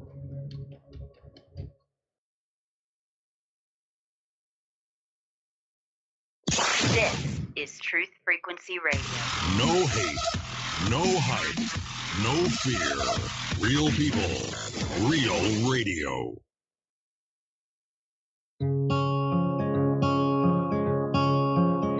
I've been waiting for this moment since my first breath in. Never would have thought I'd be afraid to begin, but here I am, the edge of the water, wondering if I can swim. Never seem to notice all the days pass through, but in this final moment, I'm still chasing the truth. I want an explanation why I can't stay here forever in my youth. And if I press on, will you wait? Will you wait for me forever? Or would it be wrong to ask you to come with? Tell me, will you wait? Thanks so much for being with us tonight on America Free Radio. We're streaming live on Truth Frequency Radio Network on audio, and we're streaming live on YouTube, and the chat room is rolling pretty well. Boo gave $10 for our blue jeans, and then Wealthy Hastings gives $10 and says, yes, Brooks, the video wouldn't play for me. I tried 3 or 4 times, so I went to Red Pill 78, then tried again, and you were coming back from commercial break. God's timing is amazing. Love you, Brooks. And my good friend Doc Skinner up there in Pine Top, Arizona, contributes $10 as well. Just to give you, an idea, you need to go to 1028 Productions. 1028 Productions Live is Doc Skinner's program. He's live on Facebook most days. It's always good. He always has current stuff, and he does these great marathons with live broadcasts and communicates with people all over the place. It really does an amazing thing. And he's building a new network, which is an underground network, and he's already attracted most of the major talent in our genre. I don't even mention myself, but Laura Eisenhower, Brad Olson, a lot of the great talent. Something like, 14 million total YouTube subscribers between all of this talent coming into one place, one network. It's in the process of being built, But if there's any way any of you could contribute to that network, go to 1028productions.com, click on the donate button, and send money, because that's what it takes to set up the servers and get this thing going. And I was listening to Brad Parscale the other day on an interview, and he said something. I had to play it back a couple times because, how his brain works so fast. He's been President Trump's campaign manager now for 5 years. And it is amazing to see how quickly his brain works and how quickly things come out of his mouth. And he's been full-time at this job. Most people are in and out. They raise the money and hire these guys during the campaign, and then when they win or lose or whatever, then they fire them and then they move on, a la Donna Brazil or whoever. But not Brad. Brad has stayed in there, and so he's probably the most skilled campaign manager in history. And he said something this week that I caught, and that was that they're building a new technology, very powerful technology. They plan to reach at least 100 million Americans. And he said it is capable of going around social media and around mainstream media and directly to the people, and there's nothing big tech can do to stop it. It can't be censored. It can't be shadow banned. It can't be dropped. Can't be blocked. Can't be subverted. Can't be black screened or blue screened or anything else. Goes directly to the people. Now, I don't know of only one technology that can do that, and that's the EAS, the Emergency Alert System. And I mentioned it in my book, Charm of Favor, which you can get. Many of you have not read it yet, and you need to read the book. Not only is it very entertaining, and it's a great movie, and it's a great, Trumplican fantasy, but it has a lot of factual stuff in it. And one of the factual things in it, and it's so weird because one of my listeners said that they were reading the book, and I was mentioning how the president was going to use the EAS to communicate directly with the people. And as they were reading that, the EAS alarm went off on their phone, and it was a direct message from the White House. Yeah, that was pretty crazy.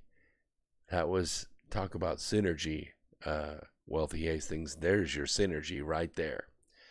So I appreciate all of you in the chat room, and I need to ask a question, and I'm going to answer it because I think it's really important in this segment. Can love save the world again? Up until now, the candidates themselves would supposedly be the story in November.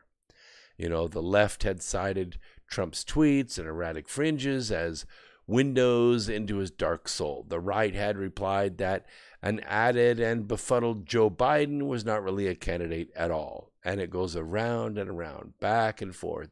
The slime gets hit back and forth across the net. So, Biden is a mere facsimile to who would have to be carried to the election day on the shoulders of the Democrat Party, only shortly to fade away. And then a radical vice president soon could implement a hard left agenda through succession, because whoever gets picked as vice president in a few months probably will be president, because Biden is going to be in a nursing home. Trying to not go through too many diapers in a day. Issues themselves, they're no longer likely to decide the election, because and I know what this election is about. It's about America or not America. Or if you want to put it another way, it's about President Trump, which they've tried to make this about hatred of President Trump, but it isn't. They don't hate President Trump. They don't hate Donald Trump. They love Donald Trump. They loved him for a long, long time. He wrote checks to them for a long, long time, and they loved having him come to their events because he was smart and he was entertaining and he wrote checks and he was just the life of the party, and every sports team, every entertainer, every politician loved to come to see Donald Trump. It's only when he became president And it's only when he took his oath of office and he said in his speech afterward, this is not the peaceful transition of power from one party to another. This is the transition of power from Washington, D.C. back to the people. That, Earth Explorers, was a declaration of war. That was a declaration of war on the deep state, on what I call the Global Syndicate. And I say so in the book Charm of Favor. So this army of hatred has now built its ranks, and it's on the horizon. You know, I used to think about my ancestors in Scotland. You know, the sun would rise in the morning and they would, you know, get up with the fire and they would eat, you know, I don't know, a turkey leg or whatever it is. They get energy for the day. They would rub a rock across the blade that they're going to fight with that day, if it's a sword or a spear or an axe of some kind. And then they would wander out from camp, out to the field in the grass, which obviously is not mowed, so it's probably knee-deep anyway.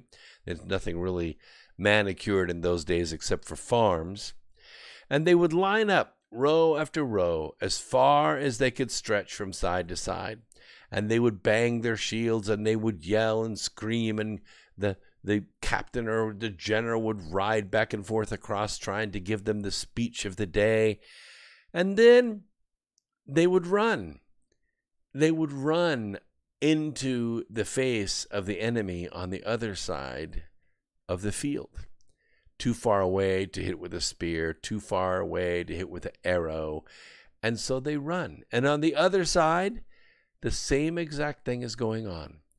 They rise in the morning, they get up, they take care of their victuals, they eat, they pee or whatever it is to get ready for battle that day, make sure their bandages are tight from being cut the day before. And then they line up and then they charge across the damp tundra at their enemy on the other side. And running and running and running maybe a mile at each other in rage, because that's what it takes. You don't charge across that field with love. You charge across that field fearless, filled with rage. I cannot be hurt. I went through 8 hours of fighting hand-to-hand combat yesterday and I barely got a scratch. You're invincible.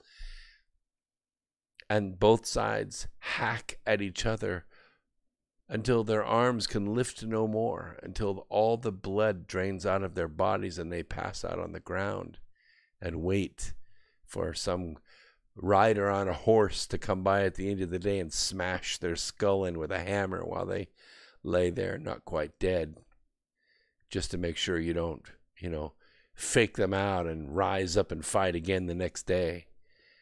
Horrible hatred is war. No general likes it.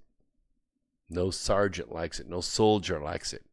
Only presidents, only prime ministers, only dictators glorify war.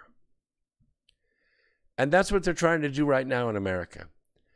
It hasn't been a shooting war. Right now it's kind of a punching, kicking, stabbing, maybe occasionally shooting war. But it isn't really like that yet. But it's getting there. And you know how I can tell?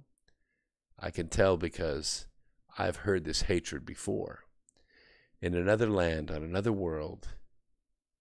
Once you make a space for this hatred in your body in order to pump adrenaline into your system so that you can actually cut the life out of another human being a few inches away from you, who's staring you in the eye with their eyes wide in terror, and you see the life bleed from them as you pierce their heart or slash their throat or smash their skull in with your own hand weapon,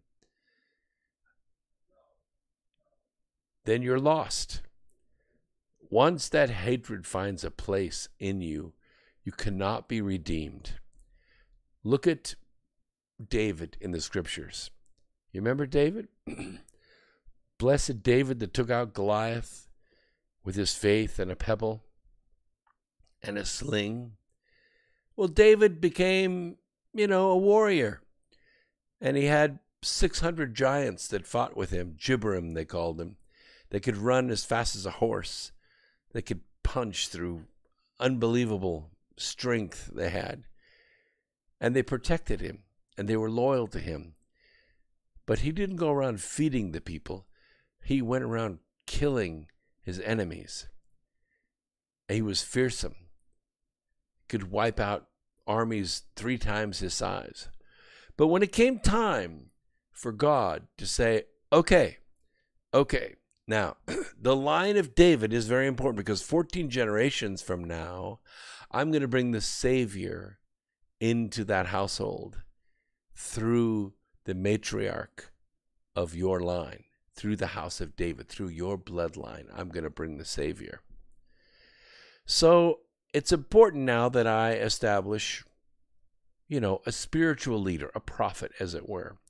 And I want this prophet to build the temple because, now all the enemies have been vanquished. We've established our lands of our inheritance, blah, blah, blah. You know how the God of the Old Testament was. Kill everybody, kill all their animals, don't let any children live, kill everybody in the village and take their land. That was the God of the Old Testament. Sorry, it was.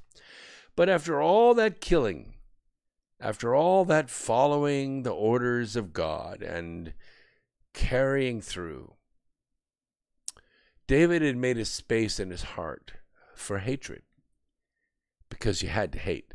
Nobody charges across the field ready to spear the life out of another human being with love. It doesn't happen. Love, the fruits of that are long-suffering, mercy, care, benevolence, charity. That's not what you're feeling on the battlefield. I remember Bill Withers singing a song, strange little man over here in Vietnam, bless his heart, I ain't never done nothing to. He done shot me in my shoulder. That hatred turns you into something God cannot use anymore. And so when it came time to build the temple, he didn't pick David. He chose his son. He took Solomon. Because Solomon didn't have the blood on his hands that David did. And that's what I'm trying to talk to you about. So this radical vice president, we don't know who he or she is right now. It doesn't matter.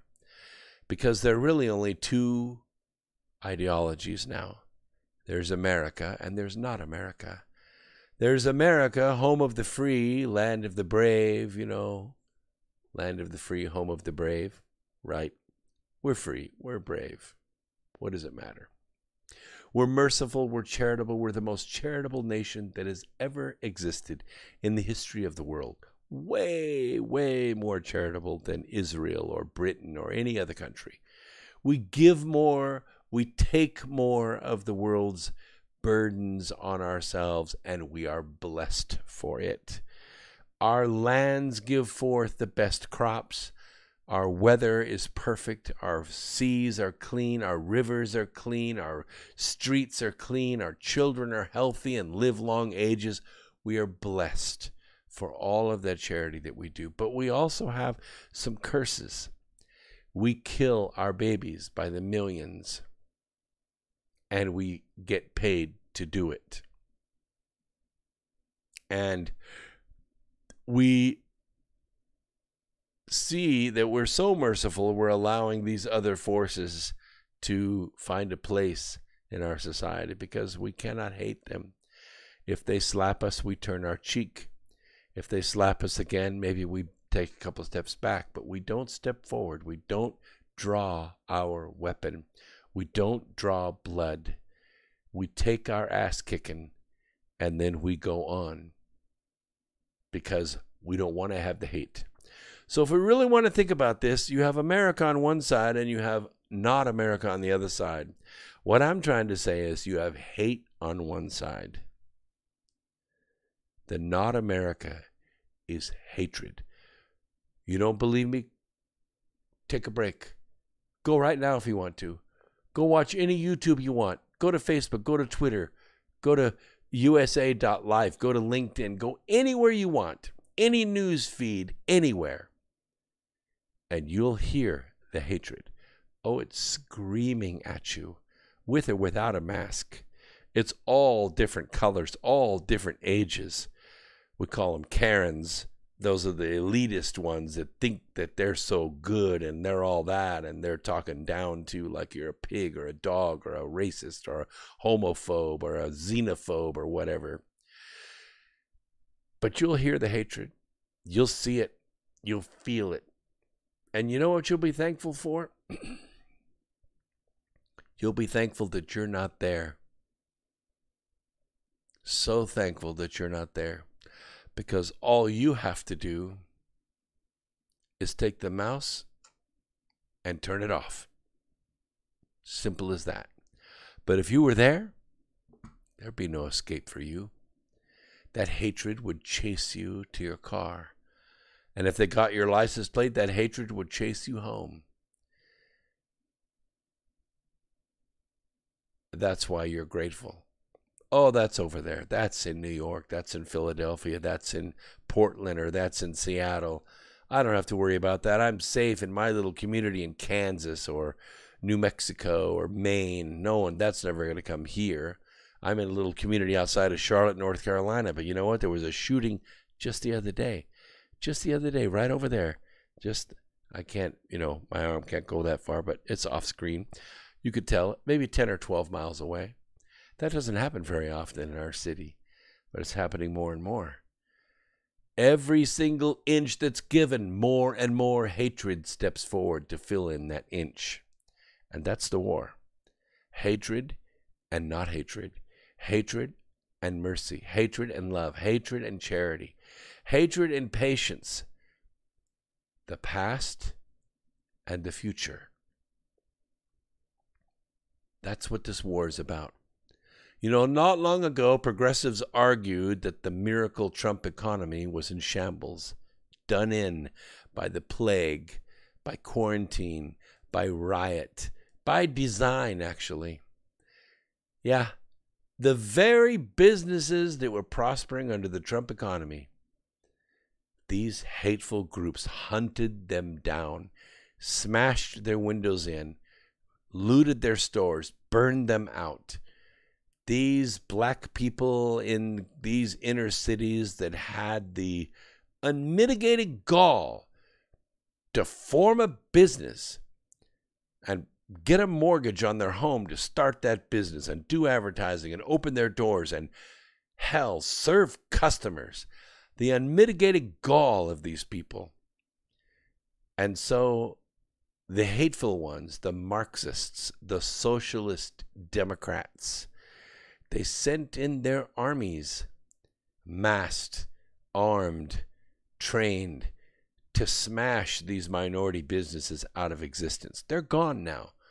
All the bars, all the video stores, all the barbers, all the stores, all the finance places, all of the furniture stores, they're all gone. They were all destroyed by the hatred.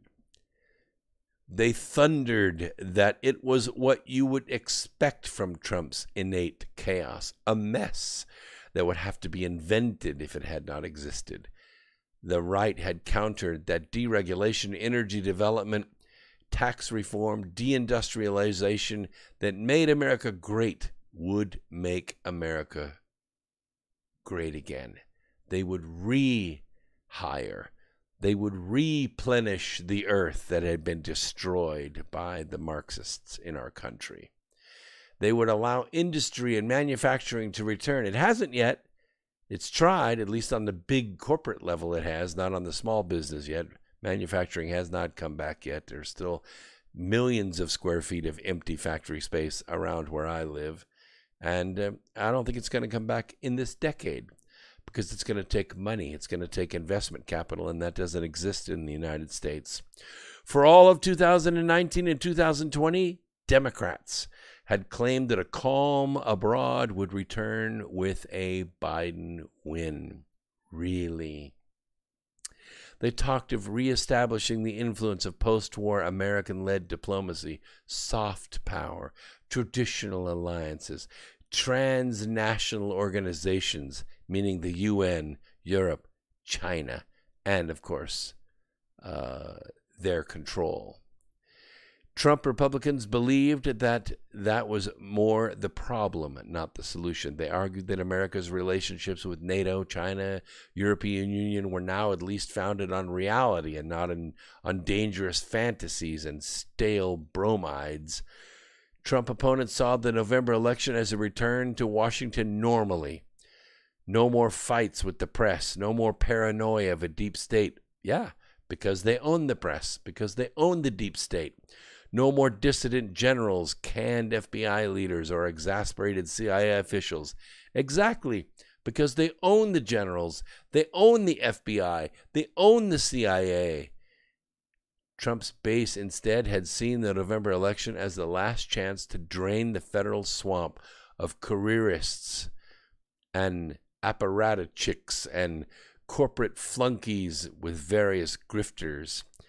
These unelected and unaccountable bureaucrats, lobbyists, and revolving door functionaries over the prior decades had hacked at the Bill of Rights day after day after day, stagnating the economy, miring the nation in endless, windless wars, and they mortgaged the country to China. That's the war we're in. That's the battle we're fighting right now. And I'm telling you, love is still there. Love is still there. We're not fighting back yet. And I hear it. I hear you guys out there. I hear the anger. I hear the hatred. I don't want to see it rise its head. I'm saying that we have been silenced as a majority because somebody stomped us to the ground and held us to the ground with their boot. And while we were on the ground, they strapped a mask across our face by the order of the governor. And these Democrat governors all across the country are doing it. And now we've had Nancy Pelosi come out and demand a federal mandate. All people must be masked. In other words, I don't want to see your face. If you talk, I just want to see the mask wiggle. I want to see your eyes on the ground and you say yes, sir, and yes, ma'am. But you will not show your mouth to me. That's the hatred. Recognize it and resist. Stand and be brave. And we'll be back right after these messages, top of the hour, final hour of America Free Radio. Remember, where we go one, we go all.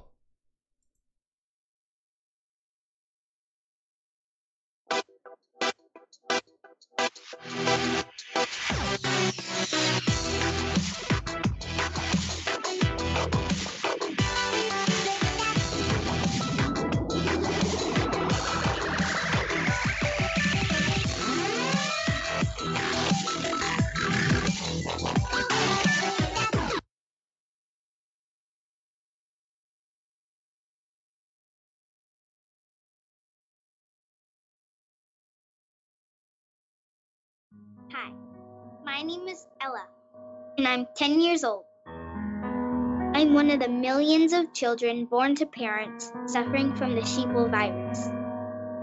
Symptoms include the inability to think for oneself, the attention span of a goldfish, and a strong belief in government and the mainstream media. It is estimated that 1 out of every 2 children are being raised by parents infected with the sheeple virus. But there is a cure. For as little as 19 cents per day, you can become a TFR supporter and help children like me get their daily dose of truth. Together, we will make sure every child has protection from deception. The coronavirus pandemic tightening its grip. Fox News, I'm Mary Corsetti. On the U.S., as cases surge across the country, Texas, Florida, and Arizona are among the states getting hit hard by the virus. Vice President Mike Pence joining CBS's Face the Nation to discuss COVID-19 cases spiking. Well, we're monitoring about 16 states that are seeing outbreaks. It represents about 4% of all the counties in this country. 34 states are not seeing a rise in positivity, and they have different measures, different requirements, and different guidance in place. But Washington Governor Jay Inslee blasts the VP's response on CBS's Face the Nation. When I've heard the vice president talk about how things are just hunky-dory, it's just maddening.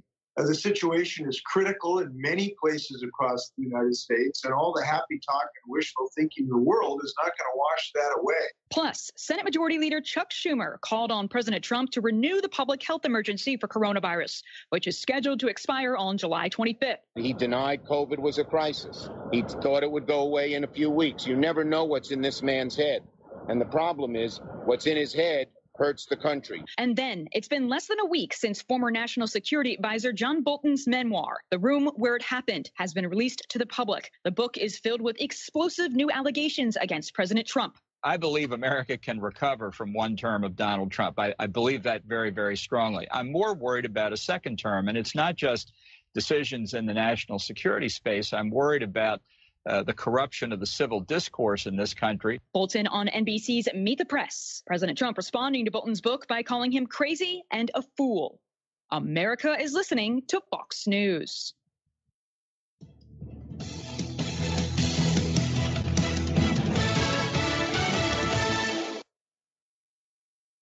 You are now tuned into the truth frequency. We are TFR. TFR. Truth Frequency Radio.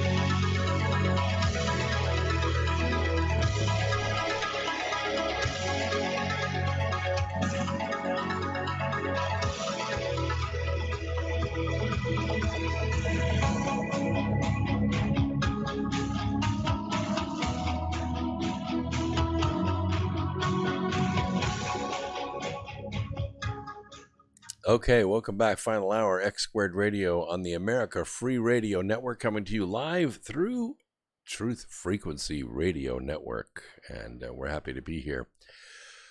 Also, good to see you out there, Byron and Stoker and Ray from Florida's out there. Good to hear your words, and yes, I'll address that in just a second. And thank you so much, Patty, for saying that, because I really needed to hear that. She commented about the loving message, and that's what it's really all about. We can counter this with love. I'm just telling you, with all the hatred around us, attacking us from all sides, the idea is not to fight you, because they know they cannot win. They know you outnumber them 3-1. That's not the issue. They know that you're the ones with the weapons too. They know that as well. And they'd be perfectly happy if you shot a whole bunch of them in the streets. That would just do them perfect. It would be right on, what the governors are trying to foment across the country. But I'm asking you not to do that. We have a few months to go. November 3rd will come, and we will go to the polls. And we will take them out. We will remove 60 or 70 Democrats from office. And we will put another party in. Put the Tea Party in. Put another party. Any party in. Someone who won't hate. Someone who won't hate America. Someone who won't hate Americans. And then we can move on. And another question that Ray has brought up. and that is about JFK Jr. Do I believe JFK Jr. is alive? And I have to tell you, I probably believe that he's not alive. But I'm not much of a belief person. I'm more facts and observations. I do see a lot of unexplainable things. The movement of money, the dogs, the fact that the Kennedy family did very strange things, of cremating bodies and not allowing, any kind of investigation, and demanding that all of JFK's money be inherited by his survivors and not a settlement. There's just a lot of peculiar things. If JFK Jr. were still alive, it probably would be well if he never made a public appearance. If he lived out his life in peace, had changed his name to whatever it is, Vincent or whatever it is you think his name is, and live his life in peace, because that the deep state will go after him again and will kill him again if that's what it takes. I mean, and I know, we look at the facts, just the facts. The fact is that JFK Jr. was probably going to run against Hillary Clinton for the Senate seat of New York. And I know that only one person was going to get that, and that was the person that was willing to kill for it. And I think that Hillary Clinton was willing to kill for it. I don't think there's any question that she was willing to kill for it. The question is, did she kill for it? That's the question. And it remains unanswered to this day. One thing we do see is there's a big pile of bodies around the Clintons, a big one. I know a lot of people, uncountable number of people that I've met in my life. You know how many people have actually been killed? None that I know of. Trump knows way more people than I do. Look where he has traveled. Look what he has done. Skylines he has built. Companies he's built. People that work for him, that work with him, that know him, that have met him. How many of them have died around him? None. Obama and Hillary have a pile of bodies that would fill a schoolyard. And I just think you know them by their fruits. I think that if JFK is alive, is really inconsequential, other than the fact that President Trump and JFK Jr. were good friends.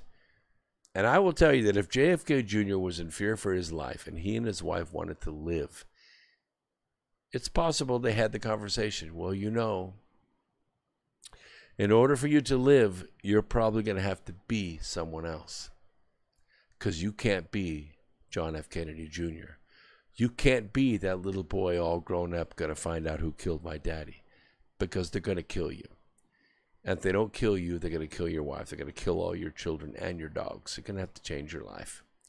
And President Trump at the time probably had the money and had the facilities globally, resorts all over the world, properties all over the world. And with JFK's money and his ability and his intelligence, probably could live a good life. And that was probably a smart decision. Some people just need to know when the war is lost.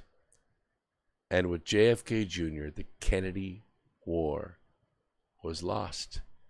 They were never going to come back to leadership again. I mean, you have a congressman out there and you had a senator out there for a long time, but they're nothing compared to what they were. So if JFK Jr. is alive, would he step back out into the limelight? I don't think so. Look what they did to General Flynn. And General Flynn had money. And General Flynn was General Flynn. He was a spook. He was good at it. He was tough. He was proven. And they destroyed him and his family. Oh, they're going to come back. They'll come back eventually, but I don't think you'll see him active in the administration. He knows when the war is over, too. And there are others, and we have to realize what this war is all about and what we're fighting for and what is important. America is important, because once America goes away, freedom and liberty will be gone forever from the earth. But there are those of us that believe that our daily work for our daily bread is important. And we do important things with our lives. We have podcasts, we write books, we make speeches, we meet people, we shake hands, we support political candidates. We do things to help America, all of us, in little ways. And then there are institutions that are dedicated to stopping us. Twitter and Facebook, and even this one we're on right now. Yeah, even this one we're on right now. You know how many people I have watching me? 78. 78. There are other YouTube channels out. Today, probably had 10,000 people watching them, 5,000 people watching them. They've been on maybe a year or 2 or 3. Is their content any better than mine? No. Is their production as good? No. But that's no big deal. I understand what's going on. I understand what's going on. There's only one way to defeat that. That has nothing to do with me. It only has to do with you. You know, somebody told me one time, and it was stuck with me for a long time. It was a very good teacher friend of mine. Said, you know, it doesn't matter how much people love you. It only matters how you love others. And I had to think about that for a little while. And then I finished it off. Even Jesus had enemies. And I had a friend, William, who was making his public appearances, and I was in the audience, kind of helping him out from time to time. And he said exactly the opposite. You know, it doesn't matter how much you love others. It only matters how much people love you. And I thought about that. And I said, you know, I actually do think that's wrong. And so I met with him afterwards privately, and I said, look, I'd like to consider making a change in your presentation. Just one little thing. Everything else is perfect. Everything is perfect. Just think about this for a little bit. It doesn't matter how much people love you. It only matters how much you love others, because that's the only thing you can control. You can't control how much people love you. You can't control how many people watch you on YouTube. You can't control how many likes you get or retweets you get or shares you get or comments you get. You can't control that. That isn't in your control at all. All you can do is love as hard as you can. Reach out to those people and tell them. And if you mean it, they'll know it. But there are institutions that are dedicated against that. You remember me telling you about the social scoring system that Communist China uses to control its people, that it's coming here? You remember me telling you that? We walked through what I call the slave score, that FICO score that you have, you know, between, what is it, between 500 and 850. The fact that you can miss a payment on your credit card and FICO will punish you for 7 years, no appeal. 7 years is about 20 times the punishment you will get for shoplifting. If you work as a contractor, or if you vote for the wrong party, or if you own a gun, or if you join the wrong club, the credit bureau is going to penalize you. Many new couples inquire about a potential mate's age or how many previous partners they've had. Others are more interested in another number. Approximately 42% of adults say knowing someone's credit score would affect their willingness to date that person. According to a recent survey of 1,000 adults by personal finance website bankrate.com, that's up from nearly 40% last year. Women were nearly 3 times as likely to consider credit score a major influence on a potential partner compared to men, 20% versus 7%. Younger daters are not as concerned about these 3 digits. 45% of older millennials, defined here as those aged 27 to 36, said they do care about these 3 digits. This can be useful for people using dating sites like Tinder or Bumble or OkCupid, or I don't even know what this other one is, IAC, and Match.com. A high credit score can help predict whether someone is trustworthy. Similar credit scores are highly predictive of whether couples stay together, according to another 2015 paper by researchers at UCLA, the Brookings Institution, and Federal Reserve Board, Washington, D.C. Quote, initial credit scores and match quality predict subsequent credit usage and finance distress, which in turn are correlated with relationship dissolution, they wrote. Credit scores reveal an individual's relationship skill and level of commitment, close quote. Previous studies have documented the various traits by which individuals sort themselves into committed relationships, including race, educational attainment, and earning capacity, parental wealth, social caste, and, of course, physical appearance. Beautiful people marry beautiful people. Credit scores are arguably the most prominent individual level characteristic lenders use to underwrite credit. These 3 digits, your slave score, help give single people a bird's eye view into a person's ability to meet future financial and familial obligations. By showing an interest in these 3 digits, people are probably being smart rather than shallow, says Jeffrey Hall, Associate Professor of Communications at the University of Kansas. What people do and say in the early days of dating might have an impact later on, maybe. People are combining their finances when they marry, after all, and that can impact their future happiness. In fact, the higher your credit score, the less likely you'll separate from your partner. A lower credit score often means you'll be less lucky in love. More than half of Americans, 58%, said they wouldn't marry someone with significant debt, especially credit card debt.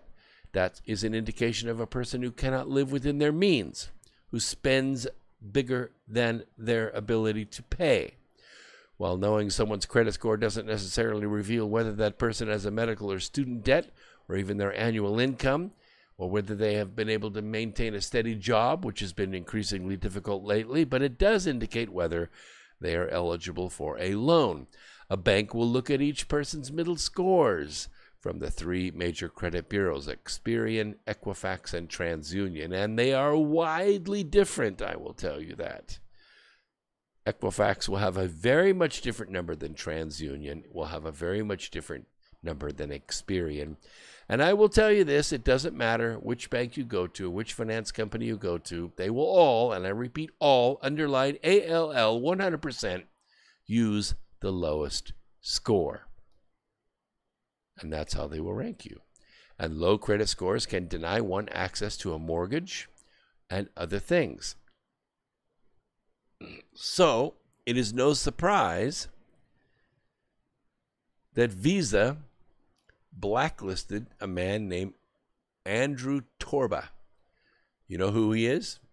I'm going to tell you. Andrew Torba is actually Gab's CEO. You know, the social media Gab, right? They're like Twitter, like Facebook. It's Gab.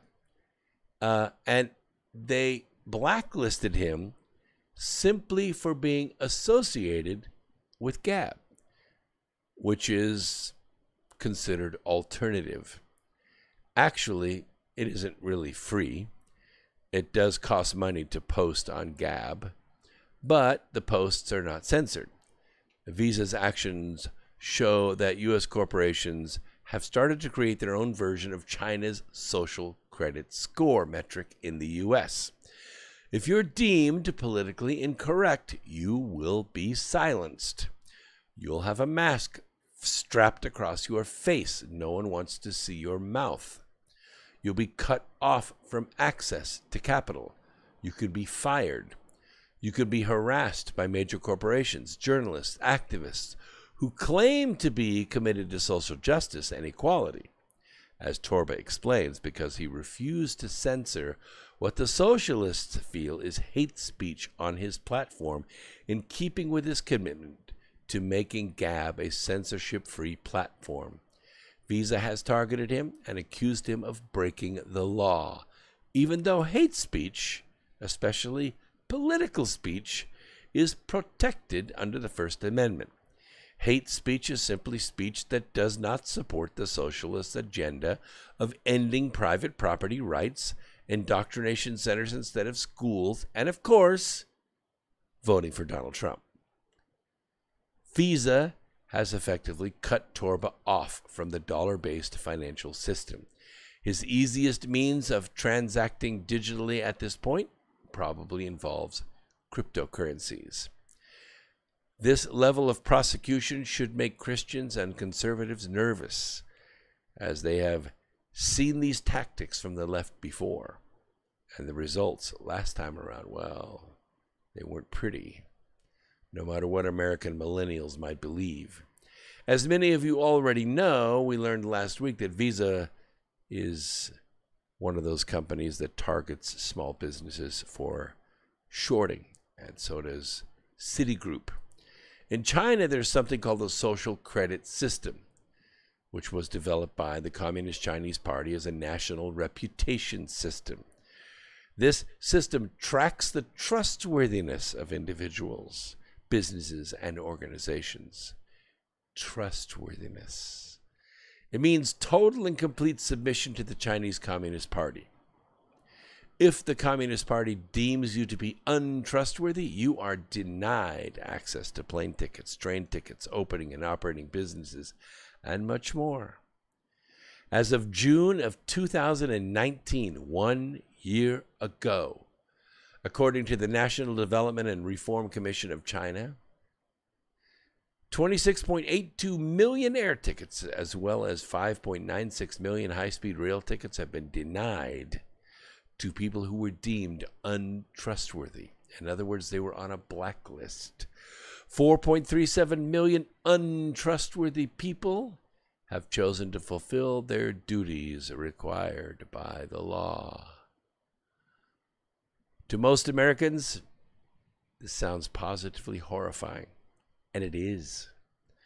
I know from firsthand experience because this social credit system does exist in the United States.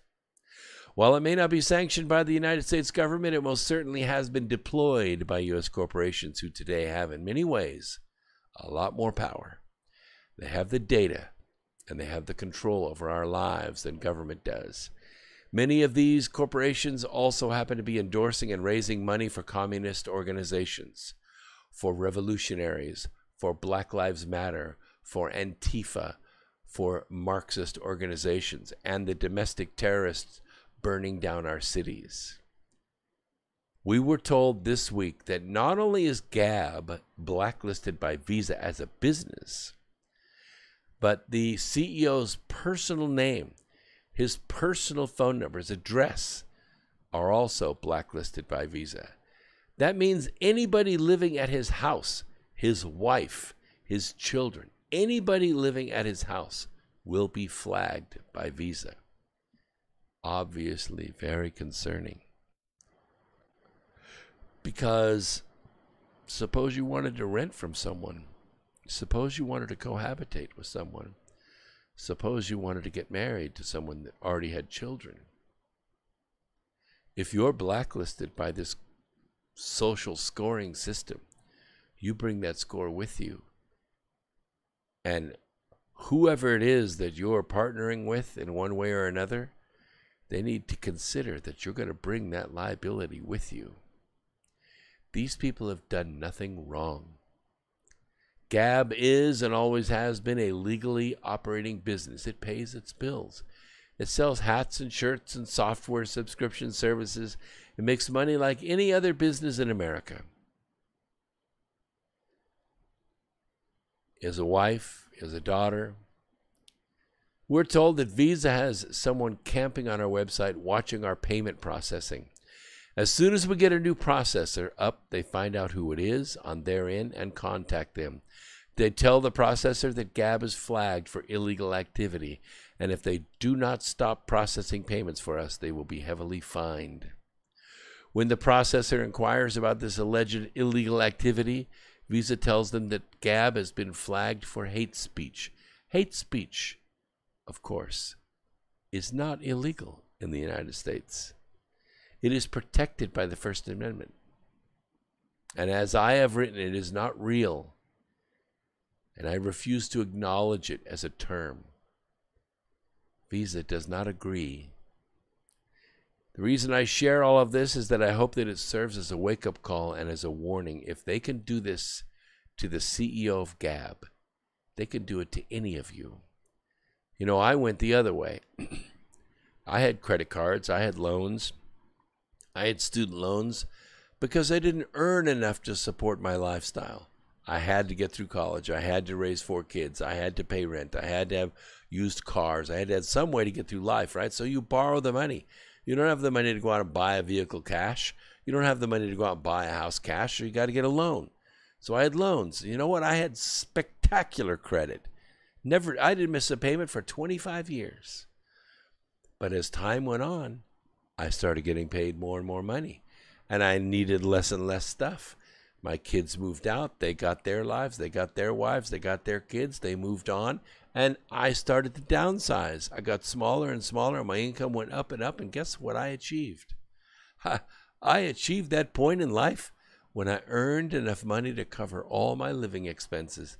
I no longer needed a credit card. I no longer needed to borrow money for a place to live. I didn't need to borrow money for a car. I could pay cash because I earned enough money. And that's when the credit bureau really went after me. I went from about 830-something credit score to just over 600. You know what you could do with a 600 credit score? Absolutely nothing. Absolutely nothing. Do I care? You know, I think it's disrespectful to me because I worked all those years, made all those payments on time, paid off 20 houses, worked my way up, and I got to the point where I could live within my means. Isn't that the goal? Isn't that the American dream? Do you dream of going through life, your whole life, with $20,000, $30,000, $40,000, $100,000 in credit card debt all the time? No, you don't. You dream of having them all paid off. You dream of being debt-free. When I tell my friends I'm debt-free, they go, oh, wow, man, you're lucky. I wish I was debt-free. But you know what they have? They got great credit scores. Hang on a second. Oh, no news. They have great credit scores. They're wonderful. They're great. Well, I can tell you what I did year after year with 4 kids sleeping in the house, getting ready for school in the morning. My heart at 2 o'clock in the morning jumps out of my chest, trying to figure out how in the hell I'm going to make the house payment in 3 days when I have $100 in the bank. Yeah. And you've had it too. You've had it too. How many of you, by a show of hands, let me just look in the YouTube chat room here. How many of you, by a show of hands, have actually made a minimum payment on your credit card? I rest my case. I rest my case. Every single person with a credit card at some time in their life has made a minimum payment on a credit card. You know what that tells me? You are not living within your means. You're not living within your means.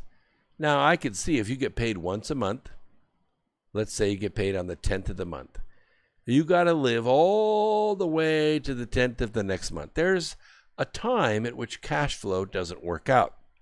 You know, that house payment's due on the 1st, but you also had some unexpected expenses during the month. You had new tires, or you had a battery go out, or you had, something like that happened. You had to lay out $300 or $400 and you don't have the cash on hand. Let's take a quick break. We'll be right back.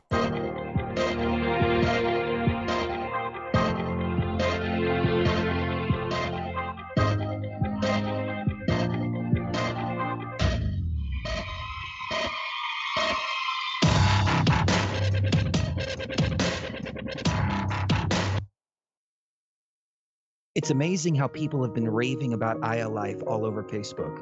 They've been posting their testimonials just because they want to get the word out because it's worked so well for them. If you're not familiar with Aya Life, it's a 99% pure CBD oil, but the secret is the synergy between the hemp and the ayahuasca vine, the non-psychoactive component of the ayahuasca tea. We recently received an email from a wife whose husband has Parkinson's. For the first time, he's been able to sleep through the entire night. Another customer reported that they're no longer using NSAIDs because their tennis elbow has been relieved with Aya Life. The reports have been phenomenal and much more than we ever expected. Everyone should have access to this. That's why if you head on over to ialife.com right now and use coupon code TFR, we'll give you $5 towards your order. And we'll even ship it worldwide. That's ialife.com, AYA-life.com. Okay, nurse, let's get this man to the ER stat. Right away, doctor. We see this every day. Heart attack or angina pain due to blocked and clogged arteries. Chelation can remove obstructions or blockages from arteries and help avoid painful and expensive surgery. Now there's Angioprim. It's a liquid oral chelation product that you take with juice. You start to feel the results fast. Angioprim increases blood flow all over the body, and that means more energy and strength to take on the day with less aches and pains. 60 years of research has gone into chelation, and Angioprim is the result. A safe and easy way to unblock your veins and arteries from buildup that slow circulation. Paging Dr. Jones. Please report to the emergency room right away. Log on now for a special radio offer from Angioprim. That's angioprim.com/radio.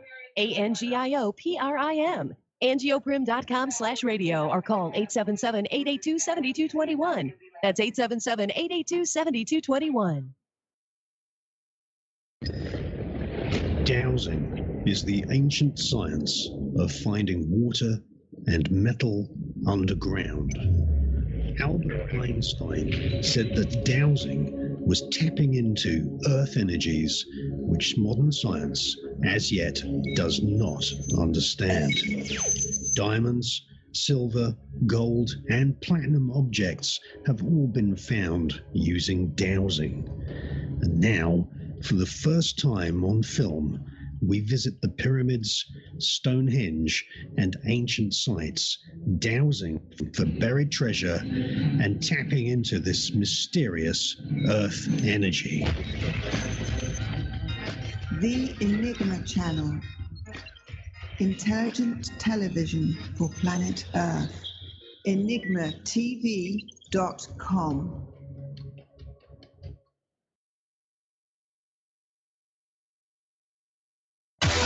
No hate, no hype, no fear. You're listening to Truth Frequency Radio. We are TFR.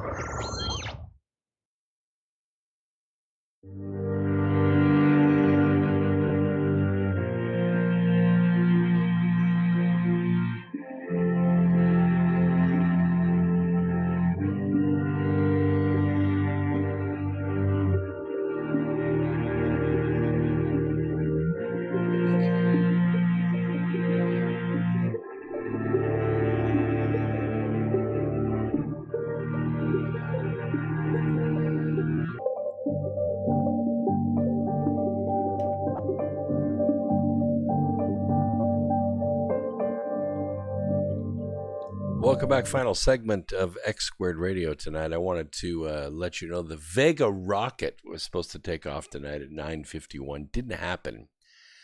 An Arianespace Vega rocket was ready for an epic return to flight as the European booster prepares to carry 53 satellites into orbit. It was supposed to happen tonight at 9:51, but there were high-altitude winds that scrubbed the launch. So we'll see when that's going to be rescheduled. I'll bring that to you as quickly as I can. It's going to be the first flight of a Vega rocket since a launch failure almost a year ago on July 10, 2019. Vega suffered a major anomaly that destroyed a United Arab Emirates Earth observation satellite along with the rocket itself. The incident was Vega's first failure after 14 consecutive successful flights since its debut in 2012. Today's planned launch was delayed, as I said, due to high-altitude winds that prevented the launch, at least according to, let's see here, just want to make sure that this is not an old story. Nope, 14 minutes ago.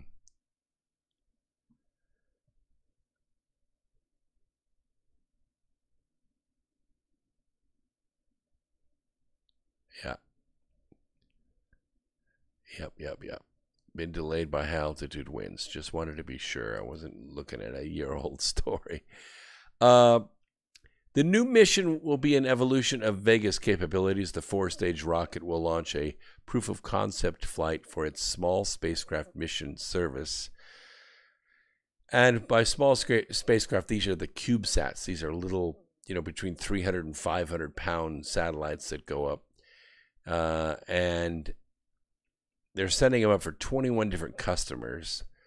The service is Adrian Space's response to a larger industry pivot away from launching single large satellites into space. While some large satellites do still launch on the company's rockets, the demand for the tiny satellites has increased exponentially in recent years as computers as small as satellite components become ever smaller and cheaper, and the systems are becoming more and more standardized, and they're more and more convertible. They can be switched over to several different networked functions, and the satellites work together as a group, as a grid of kind. The hefty satellites includes 46 CubeSats and 7 what are called microsatellites deployed in a special dispenser that has 2 sections. The lower section can hold up to 6 nanosatellites or up to a dozen slightly larger CubeSat deployers. The upper section is for microsatellites, mini satellites, and small satellites. Another dispenser configuration could see a large satellite in the top section while mini satellites occupy the bottom section. It's a very convertible kind of payload that can be launched, and I think it's going to be successful. It is an indicator of what we have been talking about here for a while, and my book's too far away or I would reach it. But it goes along with my book called Asteroid Mining. This is a color book that is a little over 230 pages. It's the first color book that I have ever, not a coloring book, a book with color images in it, because the images are so fantastic. Black and white just wouldn't do them justice. And so I posted last week that I have some hard copies on hand because I had planned to have public appearances this year, but all those appearances have been scrubbed except for the one that's going to take place in August, which is at Mount Shasta. If you really want to go to a really cool conference at a really cool place, the one in Mount Shasta is the one to go to. You can go to my website, brooksagnew.com, and click on upcoming events. It's right there. If you use that link, you're going to get a discount on the tickets. And I also have 3 different methods by which you could attend for free. Yes, for free. There are different ways that you can help out the conference as a volunteer, and you get free admission. It's very cool. A lot of people do that. And you might even make some money, tips and whatever on the side. So it's there if you want to go to it, brooksagnew.com. But because I have some physical copies left over, I have posted them on my website as autographed copies. I don't have these very often. Usually only autographed copies at the live events. I used to, when I only had a few books out, I would buy, 1,000 or 1,200 copies and stick them in my garage. And every weekend I would sit down and print off printing labels, sign books, stick them in the envelopes, put the labels on them, take them to the post office, by the crate load, and ship them out on Mondays. But once I got more than 10 books in print, and it just wasn't feasible anymore to have thousands and thousands of books in my garage. Plus, I got to be honest, I got a little, I missed my Saturdays because I would have to get up early in the morning and I'd be, addressing books, try to get them to the post office before 2. And if I didn't get it done by 2, I had to do it on Monday. I missed my weekends. So I decided to not autograph books at home anymore. So I only have you buy them through Amazon or Barnes & Noble. However, I do have some inventory. It is limited, and the amount of inventory is on the website. Asteroid Mining only has 1 copy left. 1. You guys jumped in there and you bought all my inventory. I signed them all, shipped them all. You guys were fantastic, and you got a color copy of Asteroid Mining, The Future of Energy, and I autographed it and sent it off. But there's only 1 copy left, so if you want it, go into the website, you can buy it, and then that inventory will be gone.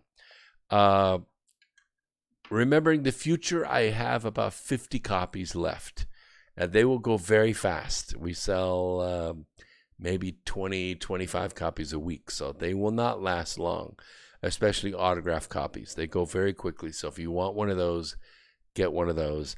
And then, of course, the Birth Trilogy, not many of those. I think I only have 8 left. I have a box of books to go out on the porch or inside to go out on Monday morning. So not many left there, maybe 8 trilogies left. So if you want that, make sure to get there and get it. But that's what I'm talking about, is that this commercialization of space by private industry is taking place at a very, very high rate. And that's where this demand is coming from. That's why the Vega rocket was set up to launch all these CubeSats and Minisats and Nanosats, because these companies are setting up grids. They're setting up internet services. They're setting up information systems for their companies. And they're finding that not only are these cost effective to hitch a ride on one of these rockets, but once you have a satellite up there, you've got incredible speed, incredible capability, incredible security that you did not have before because you had to rent space. Now, there's a couple things that are going to change in the next year or two. I'm talking about like next weekend. These are things are happening really, really fast. One of the things that has to be established is a GPS grid around the moon. We have one around the Earth. It's aging.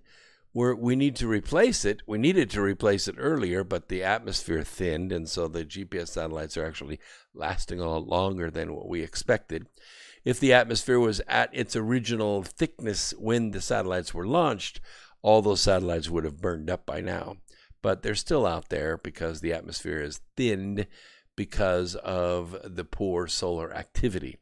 With poor solar activity with respect to CMEs and these coronal mass ejections and solar flares and sunspots, that kind of energy, those kind of particles coming to Earth is what build up our atmosphere. It joins our atmosphere and builds it up. And what's happened is the sun's been sleeping. It's been sleeping during solar cycle 24, and so our atmosphere has been thinning, and the solar wind's been blowing it away, and we're not replenishing it. And, our planet can't rebuild it up because the atmosphere doesn't build up very well from low levels, from sea level. It builds up better from high altitude. And that's the way it's been done for billions of years, and it's not being done right now. So that causes some side effects, one of which is climate change. It allows infrared radiation, which is the heat energy from the sun. It's a long wave radiation that transfers energy very well, like something glowing red hot. You can feel it from a quarter of a mile away because of the infrared radiation that's going through the air, penetrating through the air and reaching your body. You can feel it on your skin. Same thing with the sun. I mean, how many of you go outside right now? And I mean, I'm way old now, but even young people, they go outside right now, and you could feel the skin. You could feel the sun on your skin. You could feel it hurts, it stings, it tingles. That's because you're receiving an extremely high dose of ultraviolet radiation. Yeah, and infrared radiation. Now, the infrared is heat, but the ultraviolet will actually break down your DNA. It actually dimerizes the double bonds in your DNA, and it will break down your DNA in your skin. It will cause your skin to be damaged. You can receive an 8-hour limit of ultraviolet radiation in just 15 minutes in the sun now. 15 minutes. You need to go inside, put a shirt on. Sunscreen will help, yes, but that also has chemicals that exacerbate skin cancer later. Get out of the sun. In the wintertime, of course, that warms up the ground too, which causes very high temperatures, especially in cities with a lot of asphalt or in areas that have been planted, because greenery absorbs heat. If you've ever been in a cornfield, you know exactly what I'm talking about. You're out in the dirt, it's not so hot. You get in that corn that's about 7 or 8 feet high, and it's hot as hell. It's like 10 degrees hotter. Why? Because the green is absorbing the infrared radiation. Yeah, why do you think plants are green? Duh, that's exactly right. So we get these extremely high temperatures in the summertime. In the wintertime, when the sun is on the opposite side of the equator, the exact opposite happens. We have lost our insulative blanket, so there's no way to hold the heat in. And since we're reducing all of our greenhouse gases like crazy right now, especially during this pandemic, because people are driving less and factories are running less, we have less CO2 in our atmosphere to trap that heat in. The heat escapes to space. And what happens is we have extremely cold winters.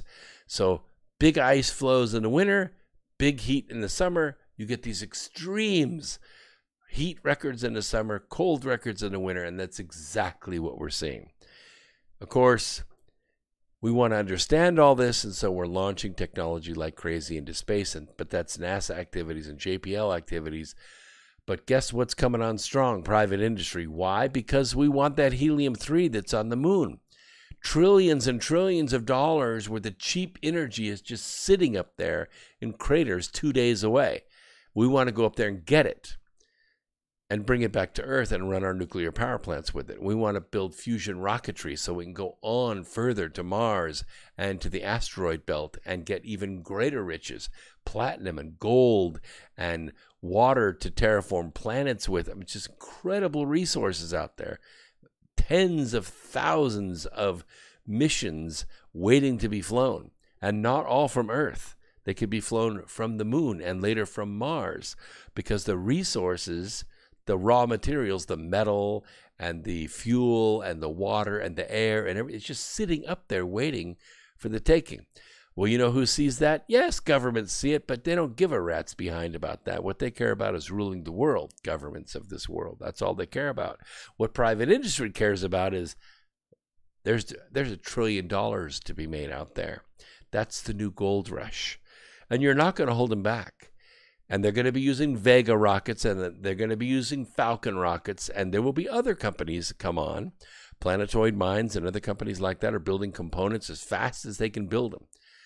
And we're talking retro rockets, we're talking frame systems, we're talking operating systems, all kinds of fuel management systems to go on these so we can set up a GPS system around the moon. Once we get a GPS system around the moon and it's linked to the moon itself, that is to say we have antennas on the surface of the moon that link to the GPS units, now you can navigate. Now you can fly around the moon and know where you are. You can tell how high you are off the ground and where you are relative to the North or South Pole. But you can also navigate on the ground.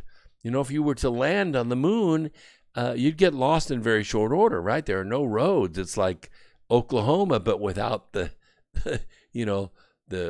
lazy hawk in the air and the cornfields. You wouldn't have the mountains of Colorado to guide you. There's no east or west, guidepost there. You need the GPS to be able to find your way, and be able to locate the minerals and things that you're locating. You can put a flag on it, but then you can't see it from space. You have to be able to identify it. All this infrastructure needs to be built. At first, it needs to be built here, but in a few years, we're going to be able to build the technology there. And that's when things are going to get crazy, because you'll be living and working in a low-gravity environment on the moon, or a low-gravity environment on Mars, or even a lower-gravity environment on a large asteroid. And maybe we could move a large asteroid into the gravity wells on Earth's solar orbit, which would allow us to convert them into space stations. Yes, I'm talking about hundreds of years in the future, but that's what we do here. This is where the past meets the future. This is the vision. And this is the vision of hope, the vision of love, the vision of almost eternal humanity. And if you look up in the sky right now, you'll see the summer triangle. It returns this time of year. It should actually be called the autumn triangle, but it's close. The brightest is the bluish white star Vega in the constellation Lyra. The next in brightness is the yellow white Altair in Aquila, the eagle. Finally, there is Deneb in the constellation Cygnus, the swan. Now, I am familiar with Cygnus from a different perspective. There are several small star systems there with few planets around them. Some of these stars have gone nova, and some have gone supernova, and some have become red giants and consumed or wiped out their planets. And the indigenous people and peoples that weren't indigenous that lived on those planets had to relocate. Either they relocate in a lifetime or they die and then they are reincarnated somewhere else on some other world like Earth. If you don't believe me, read the book Remembering the Future and you'll know exactly what I'm talking about. From our earthly viewpoint, Vega appears twice as bright as Altair and more than 3 times brighter than Deneb, but you can see them in low light pollution areas.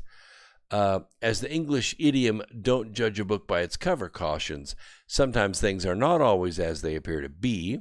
We know, for instance, that Vega is clearly more luminous compared to Altair because it's situated at a greater distance from us.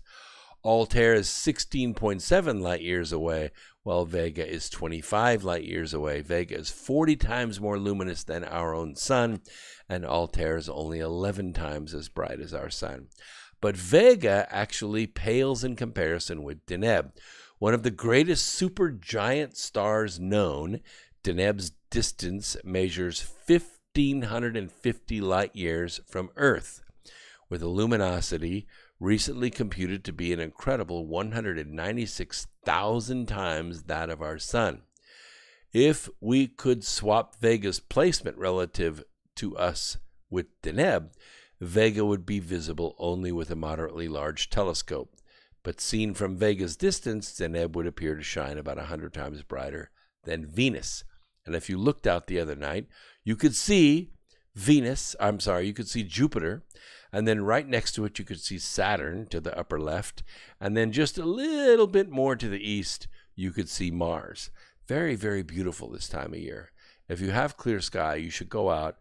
You have to go out when I go out, which is about 5 o'clock in the morning, and look up, and then you will see it. You'll see Jupiter, which is quite bright, and then to the upper left of that, you'll see Saturn. It's a little white speck, but you can definitely tell it's got rings, and if you look through a telescope, you can clearly see the rings and the shadow of the rings on the planet.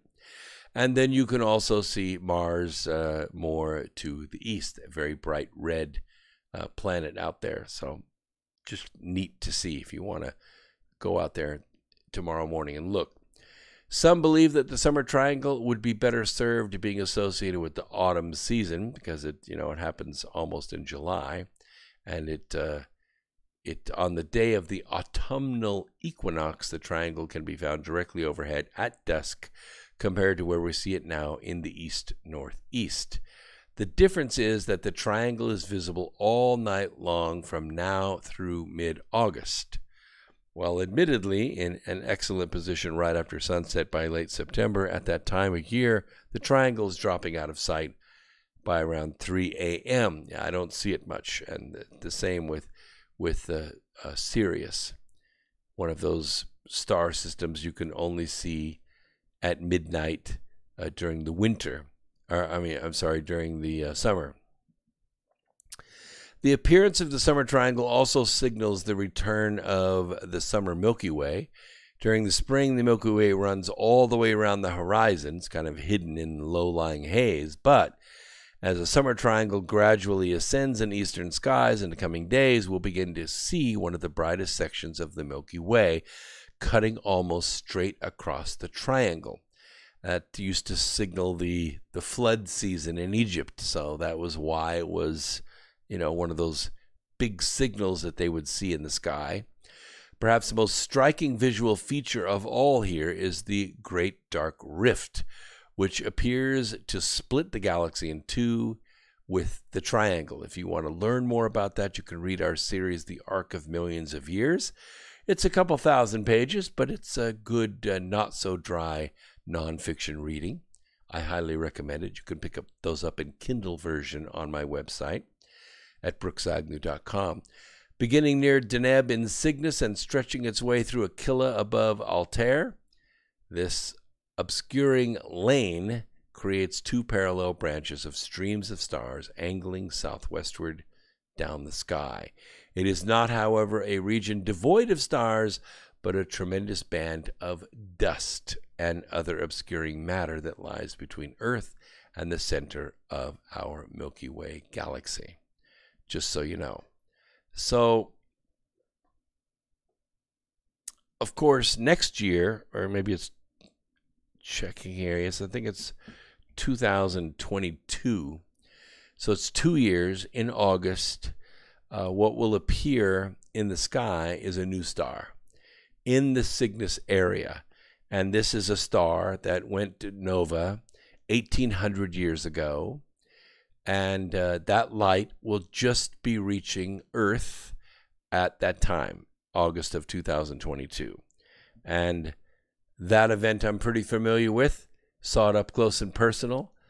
And that light will appear in the sky and last for 2 to 3 months as a testimony of that story in Remembering the Future. Thank you, Stoker, very much for supporting the program. Just because I've also launched an Arctic exploration effort, the Orca Project. Hopefully yours will be more successful than mine was. Well, we should combine efforts, Stoker, because it's very expensive to go to the Arctic. Not so expensive to go to the Antarctic. A single person can do it for about $20,000. And there are ways for a single person to go take the tour, and for about $20,000, $25,000 with a little bit of extra features. But to go to the Arctic is a little bit more different. The seas are much more treacherous. And the only way to get there is with a Russian nuclear-powered icebreaker. And that costs, well, for 10 days is about $2.6 million. It's quite expensive. And yes, we could take 100 people, but that's a painfully small amount of crew. 25 staffers, filmmakers, record keepers, managers, people that handle schedules and all of that. And then, of course, there's about 130 crew members on that ship as well. So it's a big deal. It's a big effort. And we know it's big. We know it's a big challenge. You can't do it on the cheap. It's never going to happen on the cheap. It has to be done that way. There's only one or two ways of doing it. And the one is to get a very rich guy to write the check. And I'm just not up to it just yet. But the other way to do it is to get some of our 40 million fans out there to get off the hip and send us $1. We get the 40 million fans that we have across the world that we have spoken to or reached with film or with radio, and we get them to send us a subscription for $9 or $19 or $49, and this event can happen. So I want you to go out and look for the good in others and help it to grow a little bit every day. Have patience. Don't let the dark side make you hate. If you need to, turn the news off. If you need to, don't click on those videos on Twitter and Facebook. You can watch them. They're horrible enough, but you don't have to turn the sound on. Don't let them make you hate. Don't let them draw you into the fight. Walk away. I know our side is telling we need to go out and fight, but I'm just telling you, don't do it. As soon as you charge across that frozen tundra, you belong to them. This is America Free Radio. I'm Brooks Agnew saying, peace, Earth Explorers. Now go and do. And we'll see you on Wednesday night, right here on X Squared Radio.